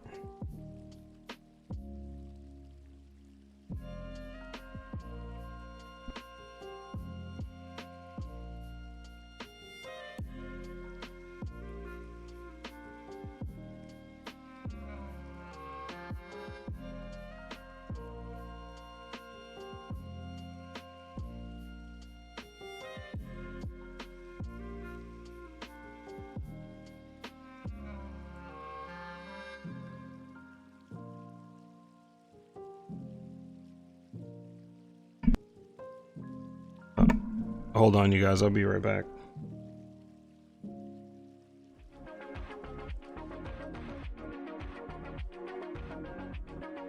Kidding me? Oh, here it is. Hero, what is up? My cousin in here. What's going on? Especially when drawing such a solo thing. Yeah, drawing is a solo thing, and I feel like, you know, it doesn't necessarily have to be, you know, and it can really be a team effort thing. All right, let's move the mic away so I can really get busy. Let me catch up here on Twitch. Misu, thank you for hopping in. Always very appreciative. Sensei Mercy is being critiqued. Hopefully it didn't take me too long to get to it. Where did I study animation? I'm self-taught. I did go to Northeastern, but I went for design. Very different than illustration. But I love design. I love illustration as well. So, you know, I do design today. With an actual team. You know, like I'll lead a team and stuff like that. Nostalgia, I find torso and leg anatomy to be the biggest weakness. Oh, that means you find it every day. That's a Leroy Jenkins reference in 2021. Yes, Leroy Jenkins. You know what I'm saying? I'm dating myself, you know what I mean? All right. So first and foremost, every time I open up these critiques, I like to talk about the stuff that I like and that I feel like is working, it's interesting. So the things that I like, man, color palette off the bat, I like the blue, the gold, and you know, I like the rendering of your cloth and stuff like that, right? The rendering, I feel like, is, in my opinion, I think is really great. You know, when you look at these folds here, and let me get this in here. These folds look really good. You know what I mean? Look at this. Look at the flowiness of it. I think, you know, what we'll do is we'll talk a little bit about how we can really make these things work for us direction wise. You know what I'm saying? And then we're going to talk a little bit about like depth and moving things forward and moving things backwards. You know what I mean? But I like that. I also like, you know, on top of the rendering, the textures you're using and stuff like that. You got some foregrounds, you know, with the hand and even with the rocks and everything else like that. And then you got some depth here. Things that I feel like are kind of breaking a little bit is, you know, your anatomy in perspective is breaking a little bit. People who've watched my stream before, I always bring this up. I always talk about this. Continuity is like fucking key. And what I mean by continuity is like things, and I'm gonna make it easy. There's a bigger, I think, aspect to it, but everything that needs to go back to the same point on the horizon line, go back to the same point on the horizon, right? And we're gonna talk about just like really respecting that. I have a reel or a TikTok that I'm gonna make that really speaks to why I think if you're starting off as an artist, you should use a perspective grid every time in the beginning. And it's just going to train you to always think about continuity, and that ends up being a really big difference between really strong artists or really artists that are further along their journey than artists that are really in the beginning. See what lady's saying. Yo, you got an art style that is really amazing, bro. Thank you, man. I appreciate that. Do you find landscapes really hard to do, or does it sound like it's very hard to do? It's kind of why I practice it a lot, because it makes me feel very uncomfortable, and I tend to try to draw things that make me feel uncomfortable, simply because I know that like if it starts to feel more comfortable, then I'm getting better at it. But yeah, it's actually really hard for me. That's why whenever you see me do like my drawings, there's always a grid in it, because it just doesn't come, you know what I mean? So with more effects of it, with messing with it more, I'm getting better at spotting it without even seeing the grid. All right, so what I'm gonna do is, most people draw their horizon line really high. So I think your horizon line is pretty high, Mersey. And I'm gonna keep it that way because I'm gonna show you what it can look like really high, and then I'm gonna play around with what it will look like in a different perspective, which has different emotional context. Again, so let's just drop this a little bit lower, and I'm gonna do this perspective grid again from what I think it is, or what I think it could. I am using a brand new Cintiq, so I'm gonna be moving a little bit slower than I'm used to. So just bear with me, y'all. Alright.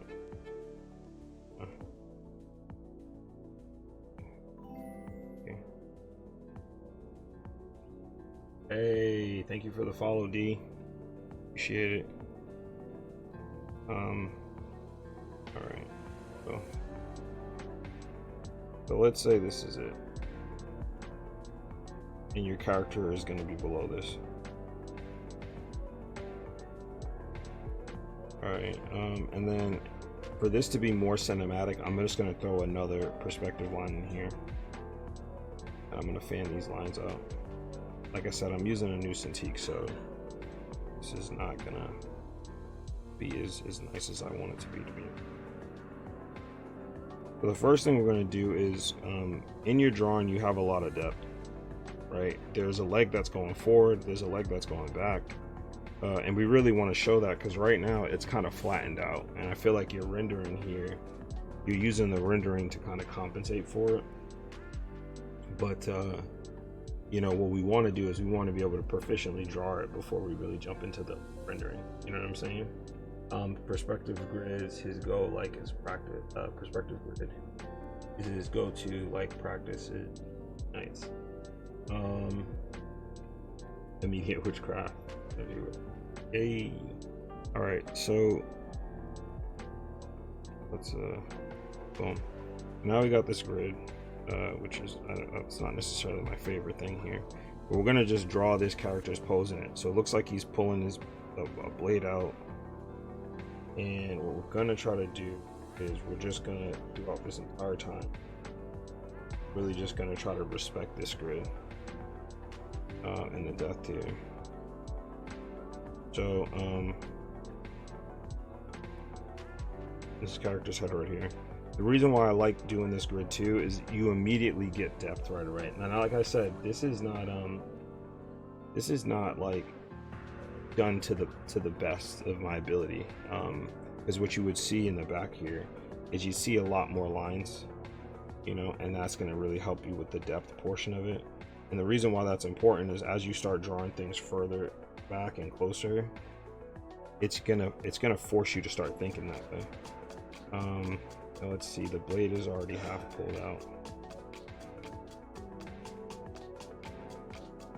Let's say it's like this because we're going from the top, and we can blow this drawing up, which I think will help afterwards. We have this here, body's here. Now I really should be looking up a pose for this, but I'm assuming it's like this. And if I'm having a hard time, I'm wrapping this. As you can see with my seat, like my wraps, it's already making sure that I'm keeping the depth that I need to keep. And hand is probably out here. And that's the blade right here. Being pulled back out. Now your other foot's probably going to be here.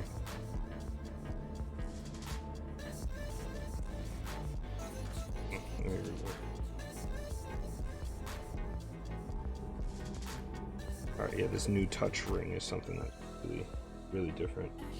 I gotta figure out a new workflow. Probably like this. And the other foot's probably further back here.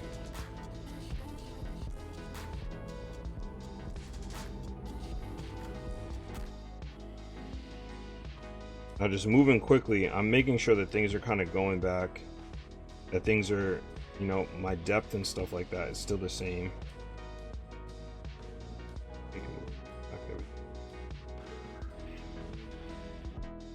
And even if your hand is back here, you know what I'm saying? You can see that at least that elbow from back here, but it's smaller, it's further back in space. And you're going to start drawing things more in space because of the horizon line. It's just making you consider that the entire time. You know what I mean? This foot overlap was probably going to be under the rest of the body. You know, like from this top view that you kind of have, and the reason why I'm assuming it's a top view is because I'm seeing the top of the arm, I'm seeing the top of the back, I'm seeing the top of the head. You know, your horizon line may have even been even higher, if you will. But like something like this, you know, the continuity kind of feels there. What's up, y'all? I am back. Sorry about that. Quick little break. You know what's interesting? I didn't make myself the fucking tea because I'm like, oh, it's gonna take a while to heat up the water. And but I did want to get something to drink, but I'm not gonna do it. Fuck it. Mersey, what up? Thank you for coming in, thank you for lurking, thank you for dropping some dancing emotes, if you will. Yes sir.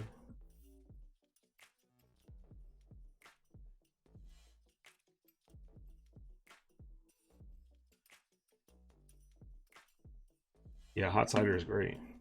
Hot cider is fantastic.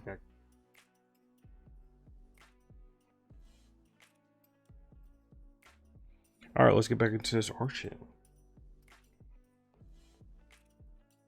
Let's do art. Black every month, by the way.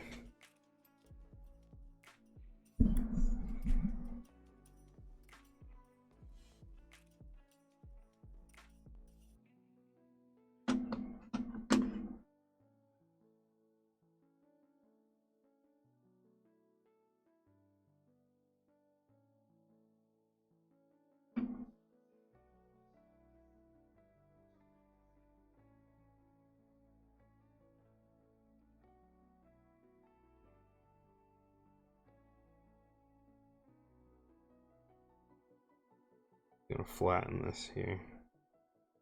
Oh, that's so much better. Almost concave these. That is so much better in terms of him being tired. I'm actually gonna take off this shirt that I was saying was would be like half on him. Now there's other problems I have here, like proportions problems, gesture problems.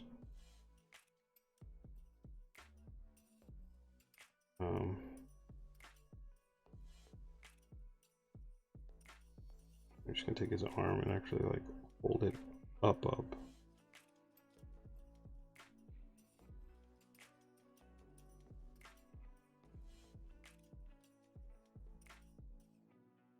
And then let's get a cask.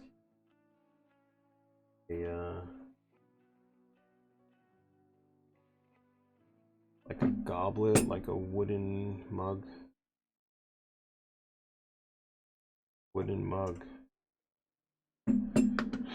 Always be searching references, bruh. Always be searching references. Not yet in the writing process currently. Okay, taking it in. I just haven't drawn in so long. School's been kicking my ass, never found the time, and I've been doing is just analyzing. Yo, you only need to draw 5 minutes a day. So if you gotta leave a sketch pad in the bathroom so you can draw when you're taking a shit, do that. Just do whatever you can to fucking draw. Like that's just, you know, just do whatever you can to draw.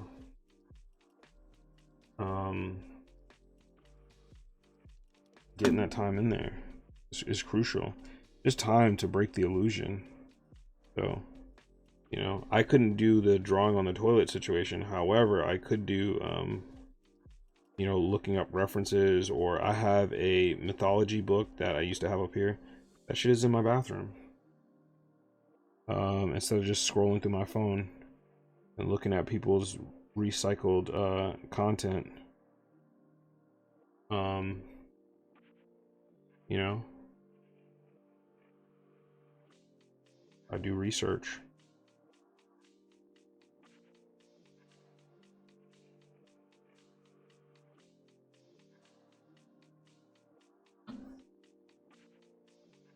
These always have these crazy ornate handles. It seems like people are doing. And when I'm holding it, you do the 1 or you can do the 2. Yeah, this goes out and then in. You have something like this, and tucked in, and handle here.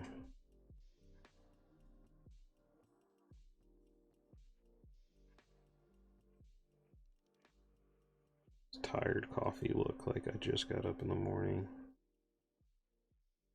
And let's just erase all this and rebuild it. Oh, we're back into the boring part of the soundtrack. Hop right back to the shit that I like.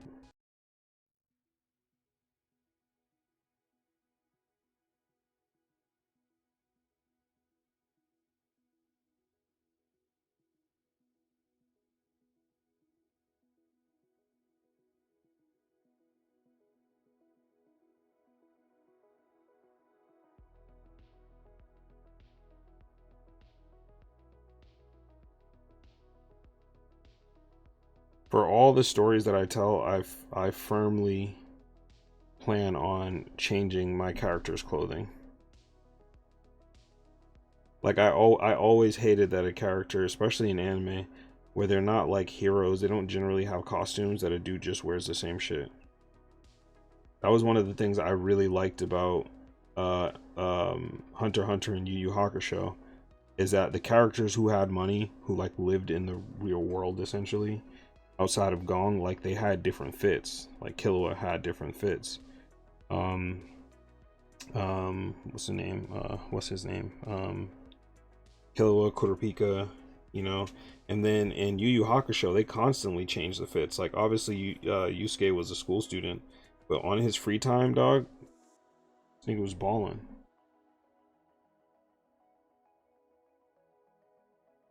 Yeah, now he looks more tired and he's more just kind of like, ugh.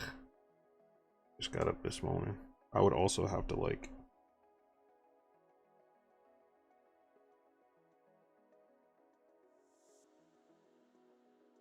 like, man, it's too damn early in the morning for this.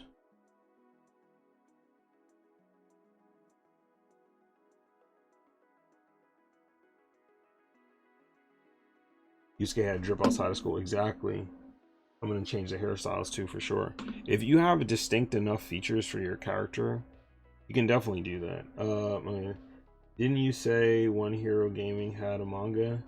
Yes, he did. I don't know if his website is still up for God, what is it? Hero's Journey or fuck, man. Because the artwork was so good. He had a great start.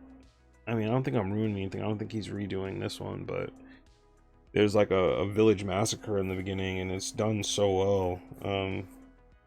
God, what is it called, man? Infinite Journey. Motherfucker. Yes. Called Infinite Journey. Yeah, I don't think his website's still up because this was years ago. I mean, it's crazy to think, but like I joined an art group like on Facebook. This was when like Facebook and niggas are trying to grow their audiences on Facebook and stuff. And I joined an art group in Facebook, and then one kid threw out a Google Hangout link, which was really cool. He just put a link out. And I was like, you know what? I'm living in New York. I don't know a lot of people, and I'm really getting into this art stuff. Let me hop into this link. So I hopped into the link, and it was a lot of chatter going on, but then it was like a core group of people stuck around and were just like talking and chilling. And Jay was one of them. It was Jay, Shingu Amito, or this dude, Amit, who used to review mangas and everything else like that. So it was Shingu, Jay, Cameron, this dude named Tony, who is he's an artist as well. Like we were all kind of illustrators for the most part. Most of us were illustrators. So the Trey, who was a writer, was in the group for a while, and then he kind of fell off. Warren, it was me, Cam, Warren, Tony. There was a girl in the group, but like I didn't always make those meetings and calls with her.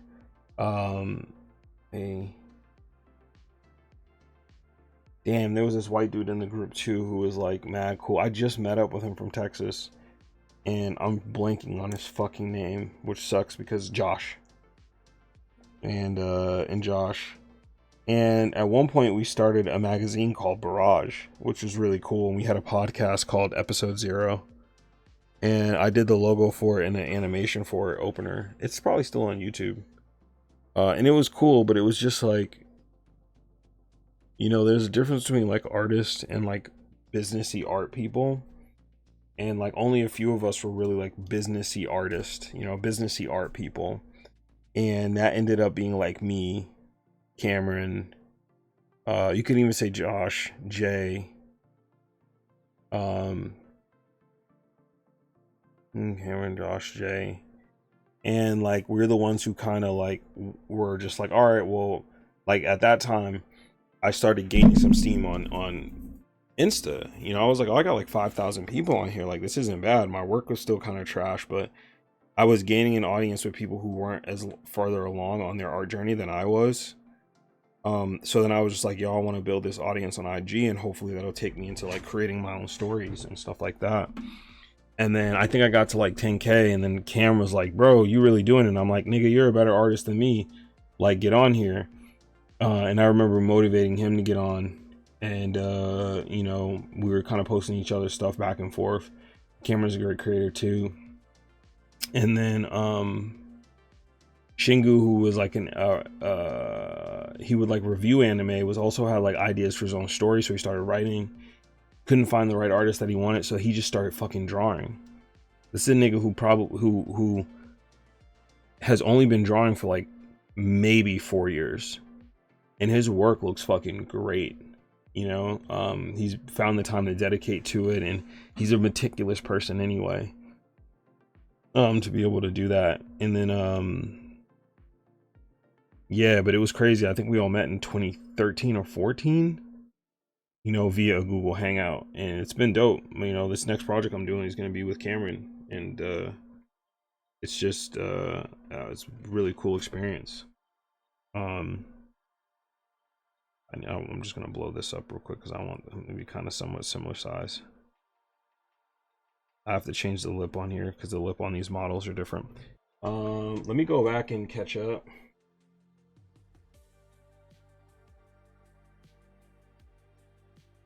Yeah, but Tokyo, you can, you'll find the time. Just audit your schedule, right? What I mean by that is just like pay attention to your timing, pay attention to the shit you're doing every day, and eventually something will reveal itself.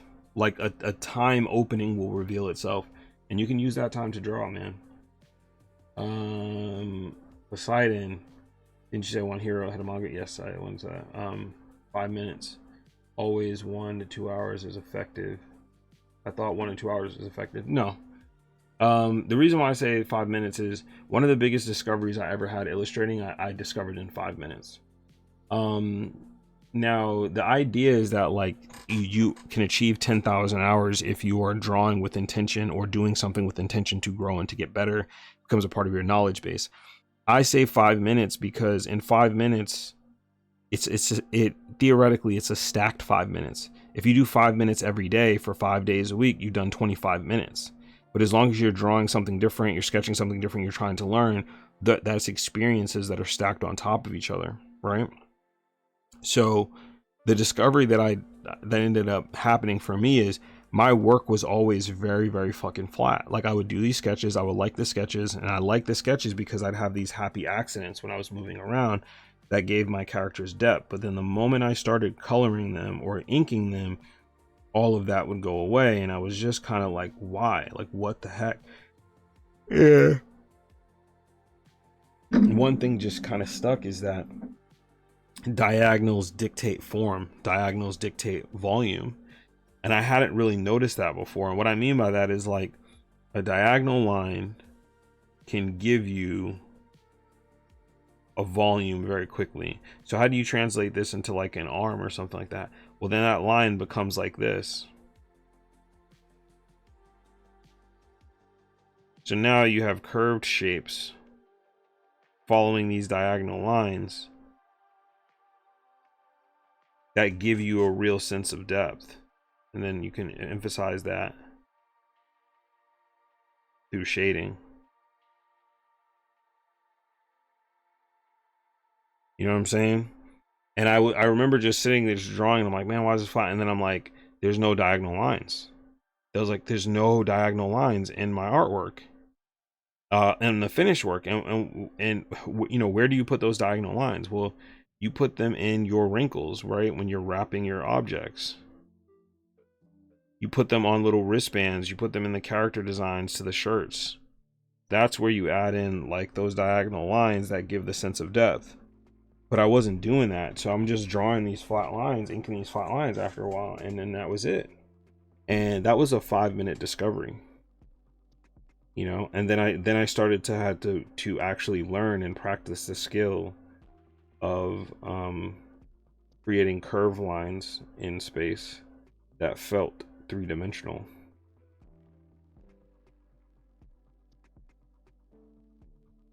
I hope that answered your question to just 5 minutes. It's about compounding your, it's about compounding your knowledge, right?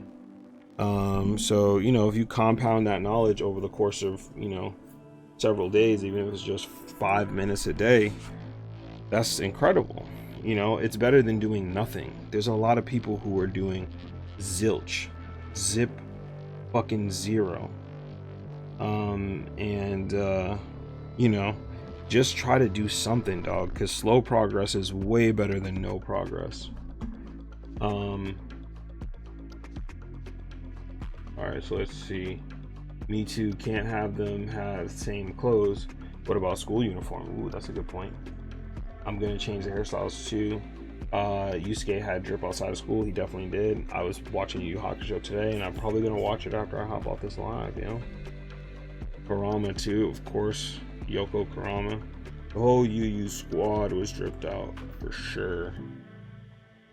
Yeah, I always thought using the same fit was kind of lazy. It's true. Dragon Ball characters had drip low key. 2, then they weren't when they weren't in fights. Yeah, they would change their clothes. Yeah. Wow, so I can grow if I start drawing seriously. Fucking what? Chris, are you fucking kidding me? Have you not been subbed for 3 months? Have you not been following me and been a part of these lives and all this shit I've been talking about? Of course you can grow if you start drawing seriously. I hope that was a joke. I hope you were fucking with me. Like, sarcasm doesn't come through via writing, but I hope that's sarcasm, man. Either that or I'm really not doing what I set out to do. I'm really not doing my job of inspiring people to pick up the pen and draw. I need to then say it at the beginning and end of all streams. And sometimes in the middle. Maybe make a Nightbot that, oh, it was a joke, brother. Oh, man, I was about to be like, man, I have failed you, Chris. I have failed you. No, he wasn't about to get slapped. I was about to slap myself and be like, I thought I was doing all this good, and theoretically, I ain't been doing shit. I'm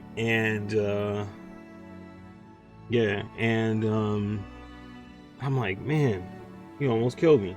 I've seen people grow crazy amount in 2 years. Absolutely. It's just putting pen to paper with intention, man. It's like V for Vendetta, right? When the dude reads the paper and she's like, just know that even though I don't know you, that I love you. It's like, just know, even though I don't know you, some of you guys personally, I believe in you 100%. You know, I have to, because then it's the only way I can really believe in myself that I can kind of do these things, you know. But I really do.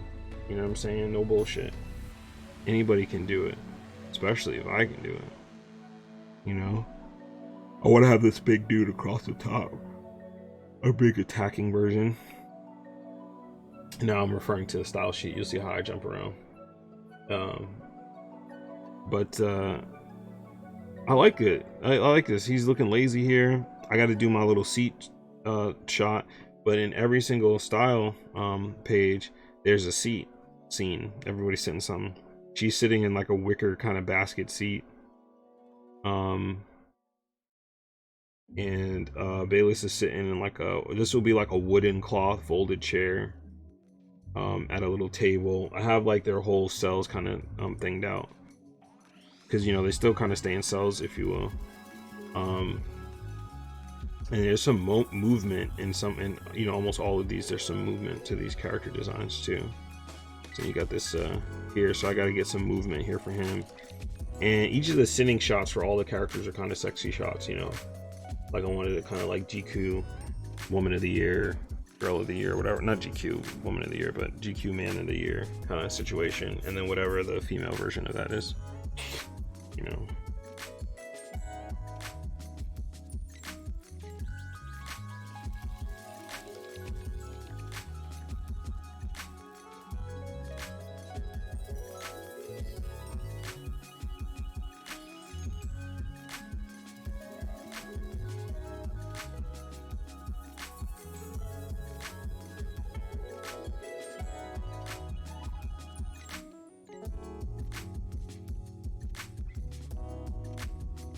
What's the name? I'll keep an eye out. Oh, Poseidon dropping something. Yeah, I'm hitting my 2nd year working on my manga. Oh, great.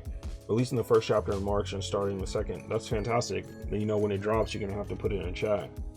For sure. Niggas will hunt you down, bro. Put that shit in chat. Let's get this seat shot happening.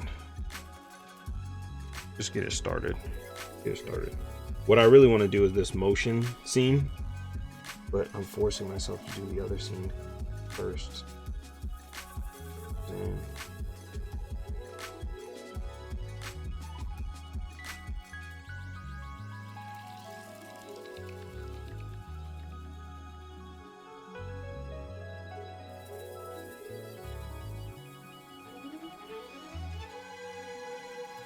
It's called Crossmancer. Ooh. You can find the IG link on Twitch. Just post the link in the chat, Poseidon. Just I you know, if I request it, you know what I'm saying, I allow some of the links in the chat, so at least for now.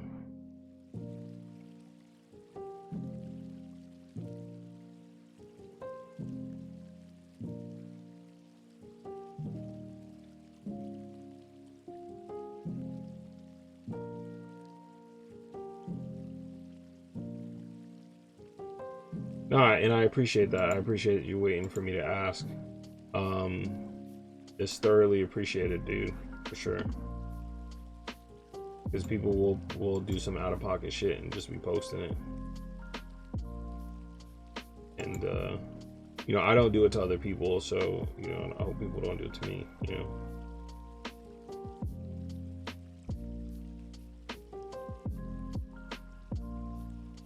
I'm just clicking over here in this Mancer on here because I view stuff off the other end of this.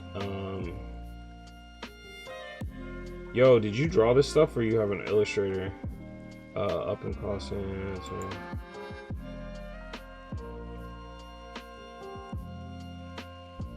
Yo.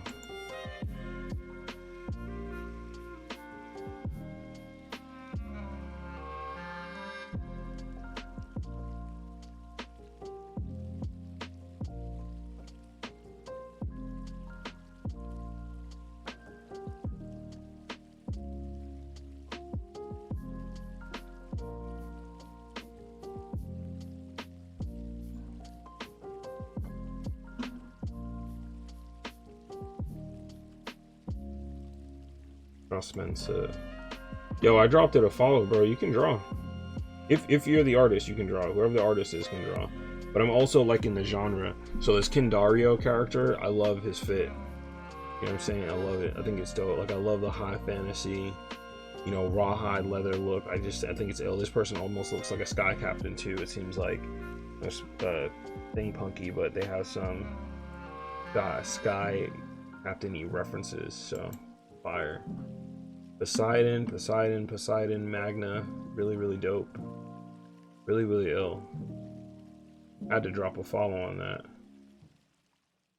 I draw this stuff toward the bottom and had other artists touch it up, but I started drawing 2 years ago. Dope. I'll try to hop down toward the bottom and see.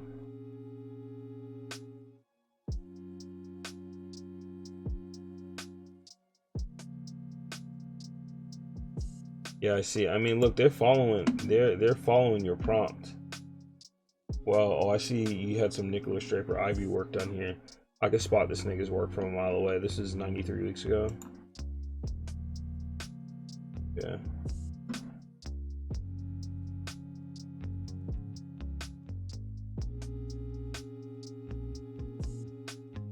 They're following your prompts well.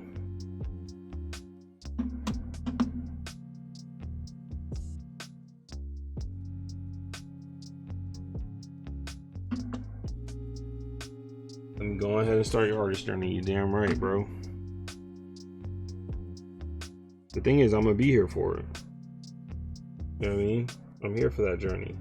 I'm here for that art journey, bro.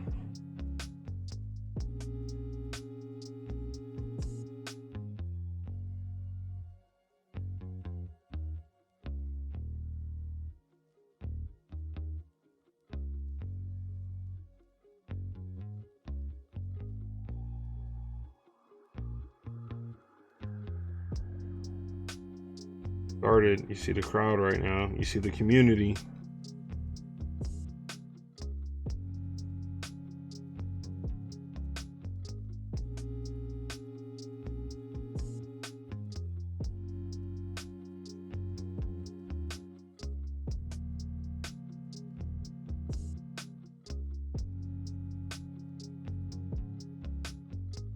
Yeah, this seat shot was garbage. So it must go. Just now. Let's find some references. Let's find some fucking people sitting. Yeah, just so for a second, I just want to reset the whole room tonight. We're just kind of drawing and chilling. I'm doing some character sheets for a story I'm working on called Stone Prison. This is for anybody that's new, that's kind of jumping in. This is the main character, Bayless. You know, I try to stream a couple times a month. I'm trying to be a little bit more active, but every time, you know, I'm trying to do some stuff, you know, life kind of catches up to me, whether it's COVID, whether it's something else. So my grandfather actually passed today, but the same as when my brother passed earlier this year. You know, we kind of draw and we live in memory, them, and so I'm just kind of creating, and I'm good. I'm able to create on something that's personal. You know, if you like the work, if you like coming through and chilling and the vibe, if you have a Prime account and you sub, it don't cost you nothing, and it supports me to be able to kind of work on my own personal stuff, hopefully in the future. Yeah, or even if you're just on here and you're like, yo, should I follow or not? Yo, ask the community, like, yo, is this dude worth following? You know what I'm saying? It's okay. I have no mods as of right now, so I can't pull or block shade that comes in. So they can say whatever they want to say about me. You can make your own decisions. But yeah. So for the people that are chilling, lurking, just watching, I hope you're enjoying the vibe. All my regulars, you know, I hope this is holding up as a stream. For everybody that's in chatting and talking, thank you, I appreciate it.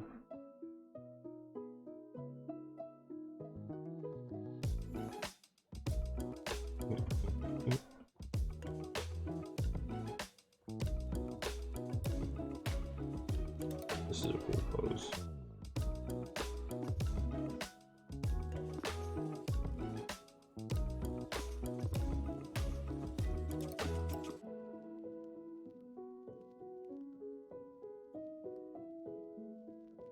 Let's see. Let's do a quick for my people. Let's do a quick perspective joint real quick. Something.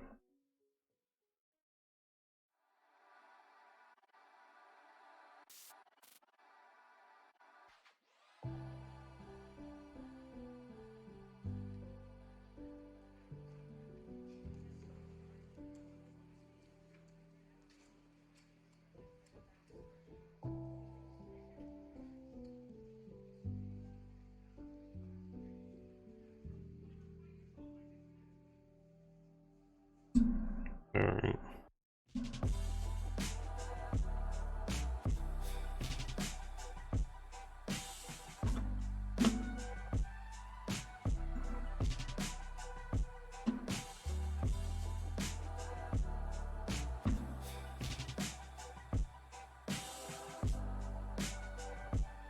Bro, more than worth the follow. I've been at like the last 10 streams, top 3 artists to follow, hands down. Thank you, I appreciate that.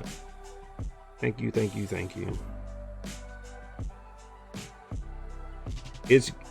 It is always good when what you feel like you're doing really adds value to people.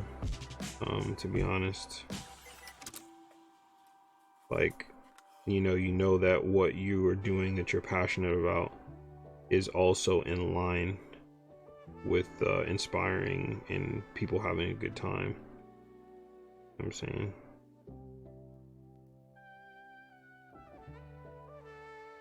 A very basic seat that I'm gonna end up having to draw on top of.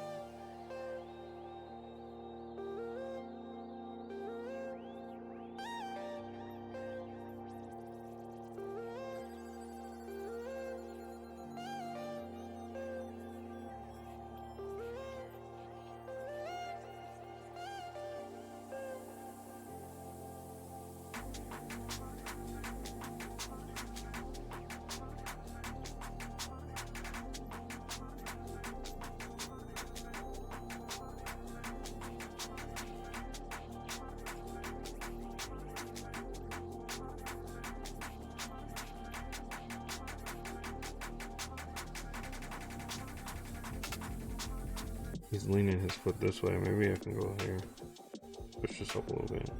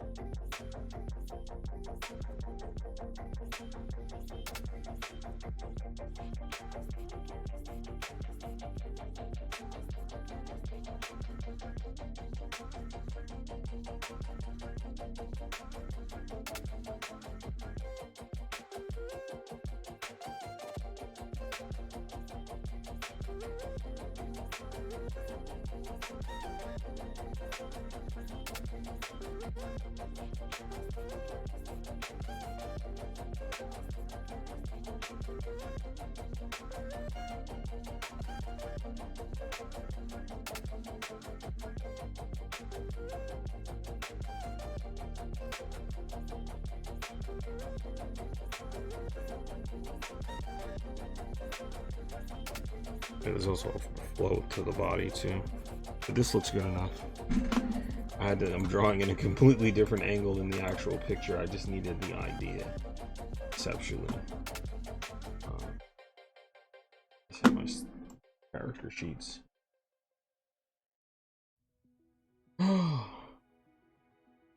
What's up with you guys out there? I said I was gonna stop in 2 hours. It's been 2 hours and 40 minutes. I don't know my limits.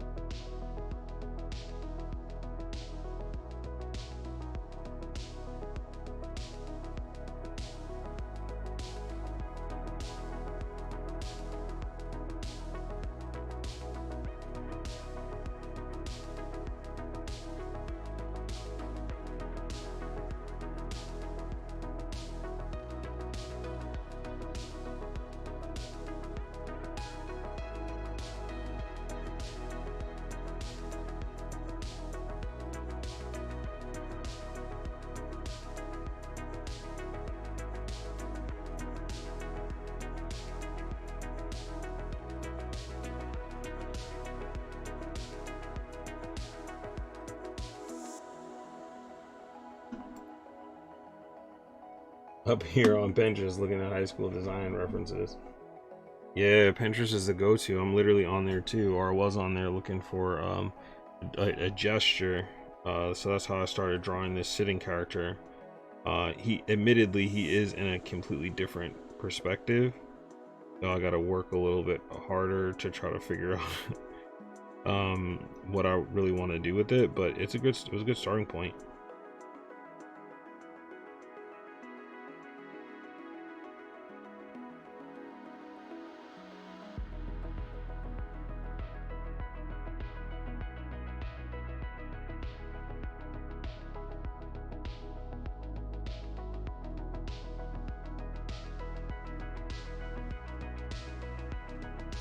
Also doing a low angle, so I'm just showing different stuff.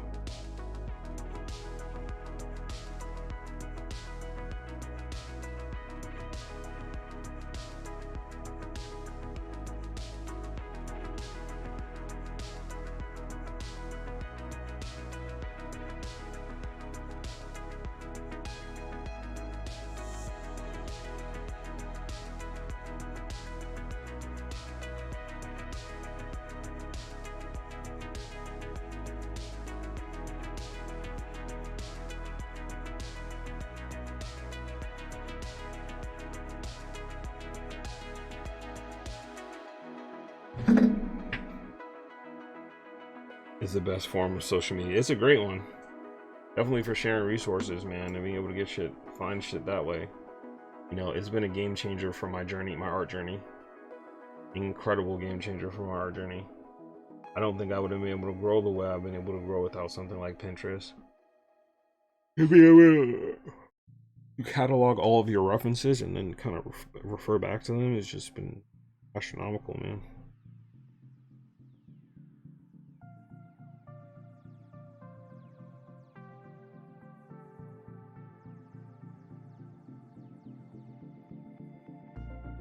The idea for the seating, these seating poses, is that they're intentionally meant to be like fan services, for fan service ish, for all. You know what I'm saying? So like if you're a girl and you read it, you like the stuff, you get some fan service for you. Dude, you get some fan service for you. A big part of it is most of my art I don't do fan service. So, you know, this is a way for me to challenge it. Challenge myself. I actually lost a project. It was supposed to be for Chris Brown and Nicki Minaj, and they were supposed to do a tour together. And Chris Brown has followed me for a long time. I don't know if he's still following me now, but his agent person messaged me and was like, "Hey, Chris really likes your work. He wants to see if he can do a poster thing for him for this particular tour." And I was like, "Okay, sure."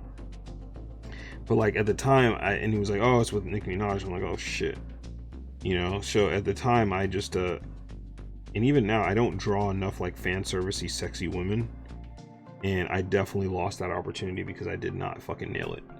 And a big part of me is like, I'm not a huge fan of watching and seeing it in my shows, you know.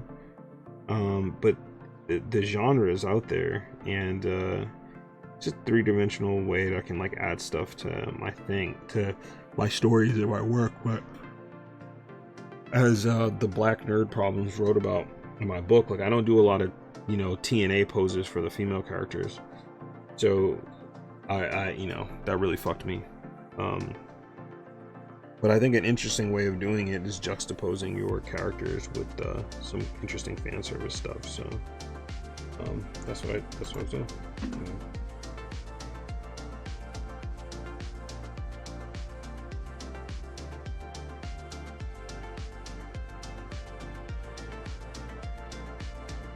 Let's see if we can get this dude's smoldering look right.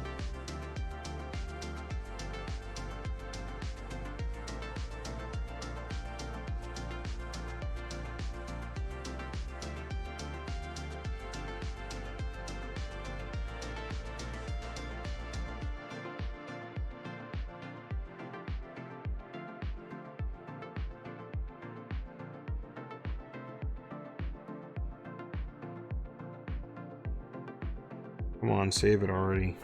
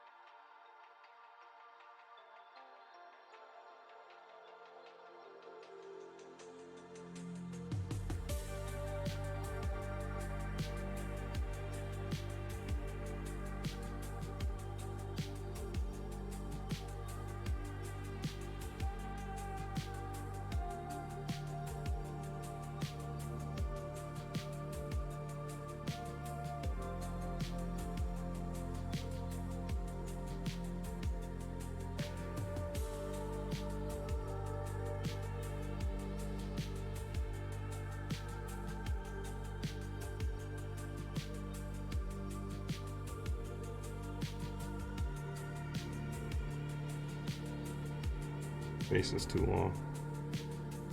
This is cool though. Not mad at it. Fucking chair is way too big. Jesus.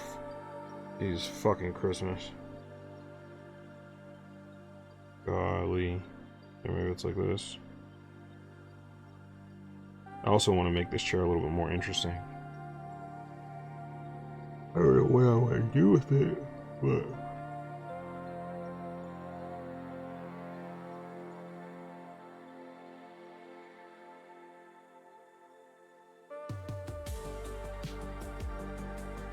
fucking the legs are just a bundle of sticks or something.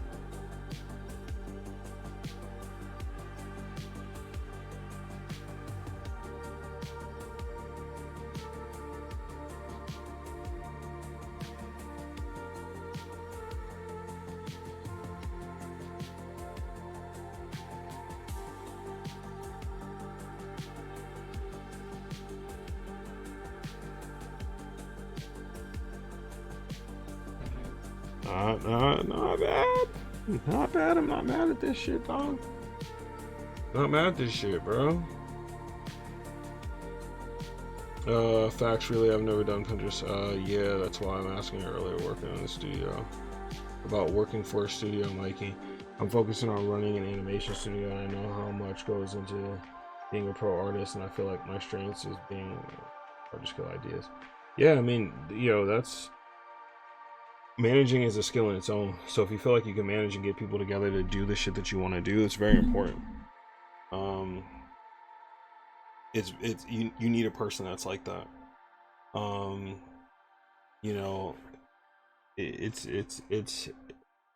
It's a clutch position that I don't think a lot of people understand, that if they want to start their own projects and do a lot of stuff, that they have to become producers.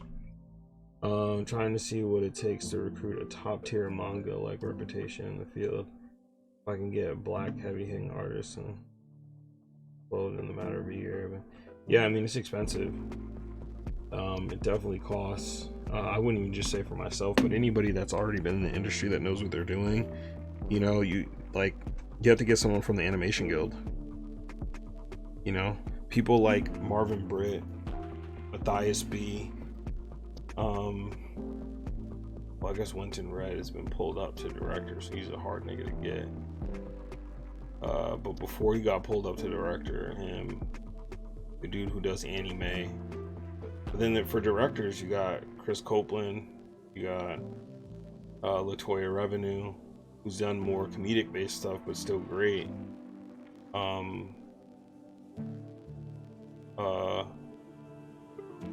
Chase Connolly. Winton is now up there. These are black people who are like directors of certain things. And Justin Copeland as well. I always say Chris Copeland, but Justin Copeland is a very dope artist too. So I can relate to the similar trouble with designing my FemFitech character, because I tend to actively avoid sexualization of characters because I can direct the depth of the character and detract from the depth of the character. And in case the FemFitale sex is kind of important if you want to sell it. Yeah, for sure. And it definitely takes some skill to do. I just have to study more of my favorite women artists, female artists. One of which is Babs Tarr. She's really ill. With that, and then like someone like Dagger is cool too, because somebody a part of the queer community, she adds a different depth to female bodies. You know what I'm saying? That you can kind of study and get some value from. All right, let me just Baruch.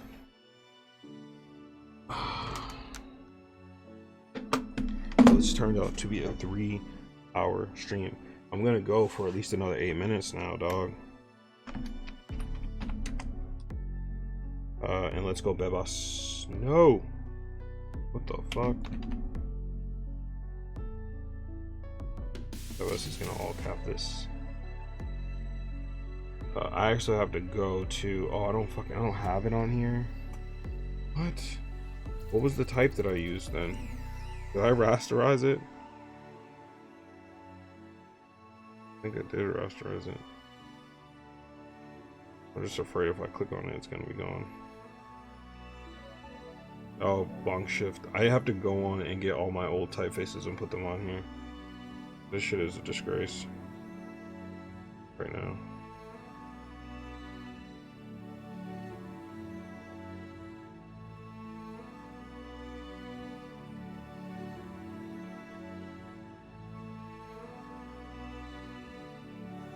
Long shift, I think it was the condensing volume. You have to hold the shift button, my guy. Or are you gonna stretch your type? It's a huge no-no.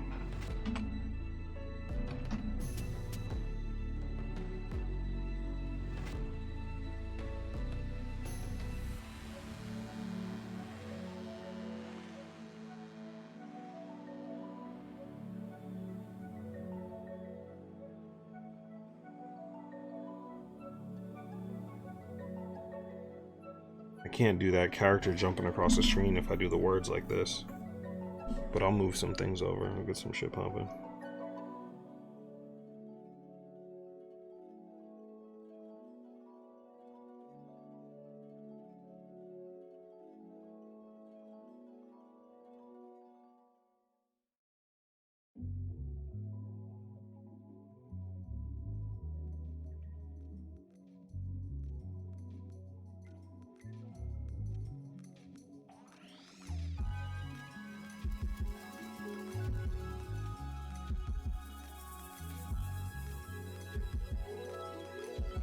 Yeah, I study everything that Copeland does. He went to heavy character creation, storyboarding,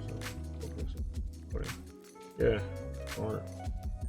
You know, smart to see the system and see how you can make your thing that kind of fits within it, that can kind of work within it.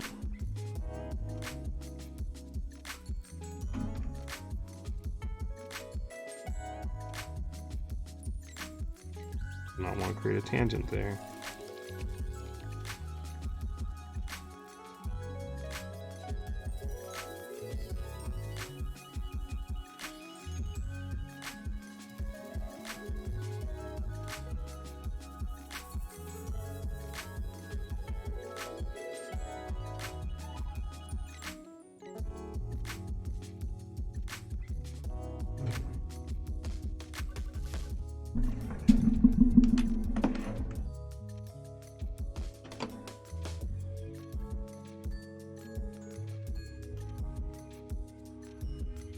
Yeah, GB is dope.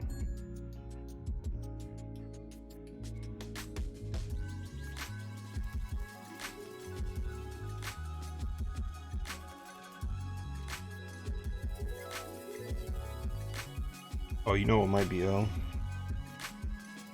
Alright, so let's take all this and just drop it a little bit. And we're just gonna take this and make it a little bit smaller. Push it over here.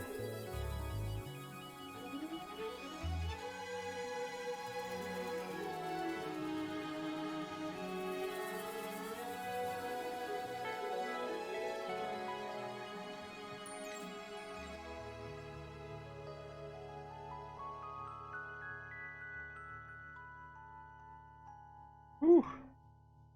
All right, and then maybe I could do Baruch just above this. Dang it. He's like this.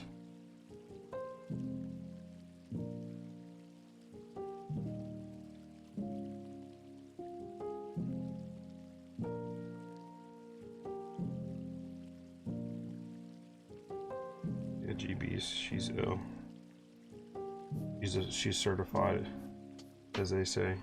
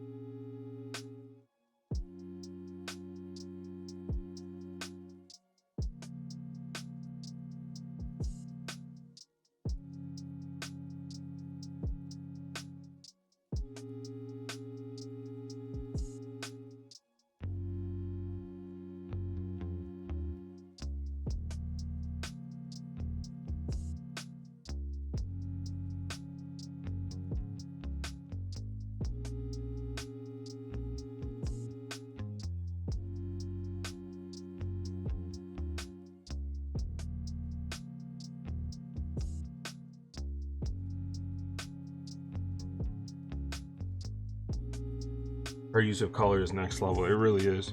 Her fundamentals are solid too. It's like her fundamental draftsmanship. Like me, when I first started, my coloring was like okay or fairly good, but I used it to cover up a lot of my mistakes. And you know, she like uses it to highlight her work.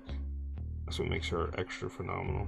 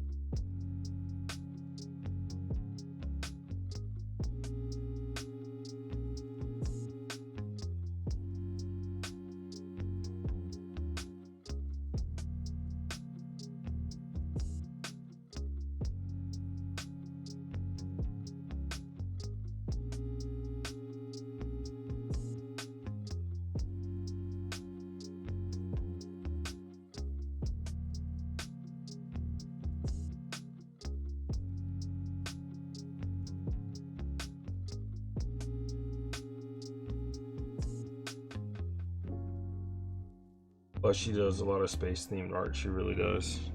Very unique perspective on stuff. Those would be like the chains that are coming out. And this dude needs his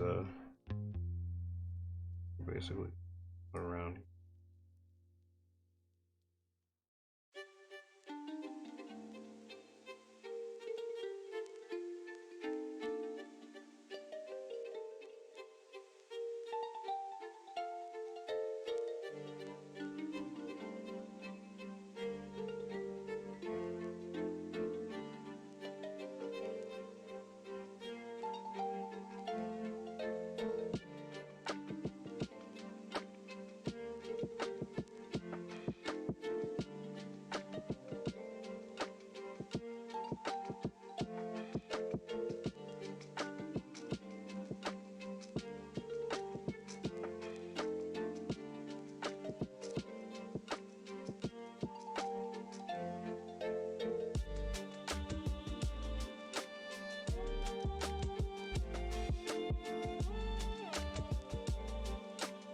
I wouldn't get too hyped, man. That means I'm just gonna be watching you and drill sergeanting and making sure you're getting your projects and pursuing your dream and getting your shit done. It's all fun and games until you're like, I actually gotta make this shit because Mike keeps asking me about it.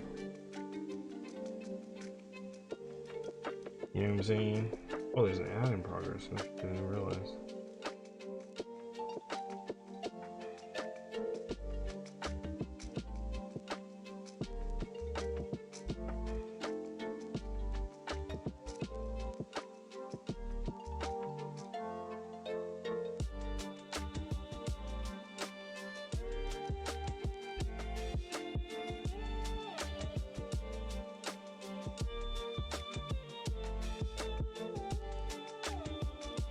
Hey, what's up, everybody? Sorry about that ad. Anybody who's not sub sees the ads. It's to turn off pre-roll, and I wish I would have known because I would have just snoozed this shit before it happened because I'm gonna end up having to hop off pretty quickly. But yo, we did this. We did the Baruch. We started the Baruch character sheet. My character sheets have been changing for months now. So you know, but this is great. Baruch.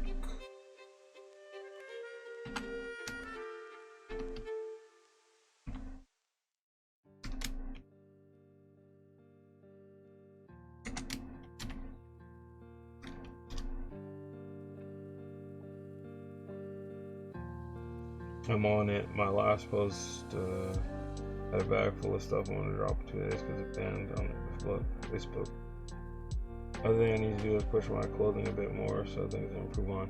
You gotta look at runway. You gotta look at the type of clothes that you like. Look at the periods, the genres.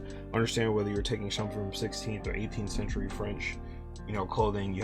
I talk about this all the time, but you really do have to be a good consumer to be a good producer. And that just means you're consuming all different types of content that's inspiring you. If you're having problems with clothing and pushing your clothing boundary, then you have to get more involved with clothing, right? Deeply involved with it. And that's really going to be the only way that you can take it and then end up pushing that shit. You know what I'm saying? To another level. It's a pain in the ass because you really do have to like get out of your comfort zone to like be involved with these things. And it's hard. It's hard. I ain't gonna lie, but it's well worth it, man. It's well worth it. All right, guys. Well, thank you guys so much for hanging out with me. Fucking 3 hours just kind of blew by. Thank you guys for honoring my grandpa tonight. My grandpa was ill, man. He was a dope dude. I think, he would have liked to have seen me draw a little bit and be passionate about this. And he's definitely going to influence some people, in my stories and the stories and things that I tell. I'm going to share the love with another Black artist and creator. If you guys don't mind, you can stay on. I think she's pretty early on in her art journey, but it's cool that we kind of pass around the love and we just get a chance to meet other Black creators and artists. So again, thank you guys so much for sticking around, for supporting, for asking questions, and did my first ever poll. So Chris, I hope you got something out of that. It wasn't a big poll, wasn't thousands of people, but you definitely did get some people and stuff like that. I'm gonna try to stream pretty soon. Ideally, if nothing comes up, nothing crazy happens, we can do that. But yeah, we're gonna have to kind of go from there. Give me 1 second, y'all. Please stick around. Please drop some of those emotes in there. You know what I'm saying? And let her know, you know what I'm saying? I sent you and you had a good stream and you're having fun.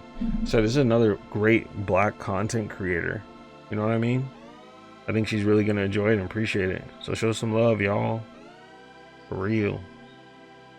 Peace.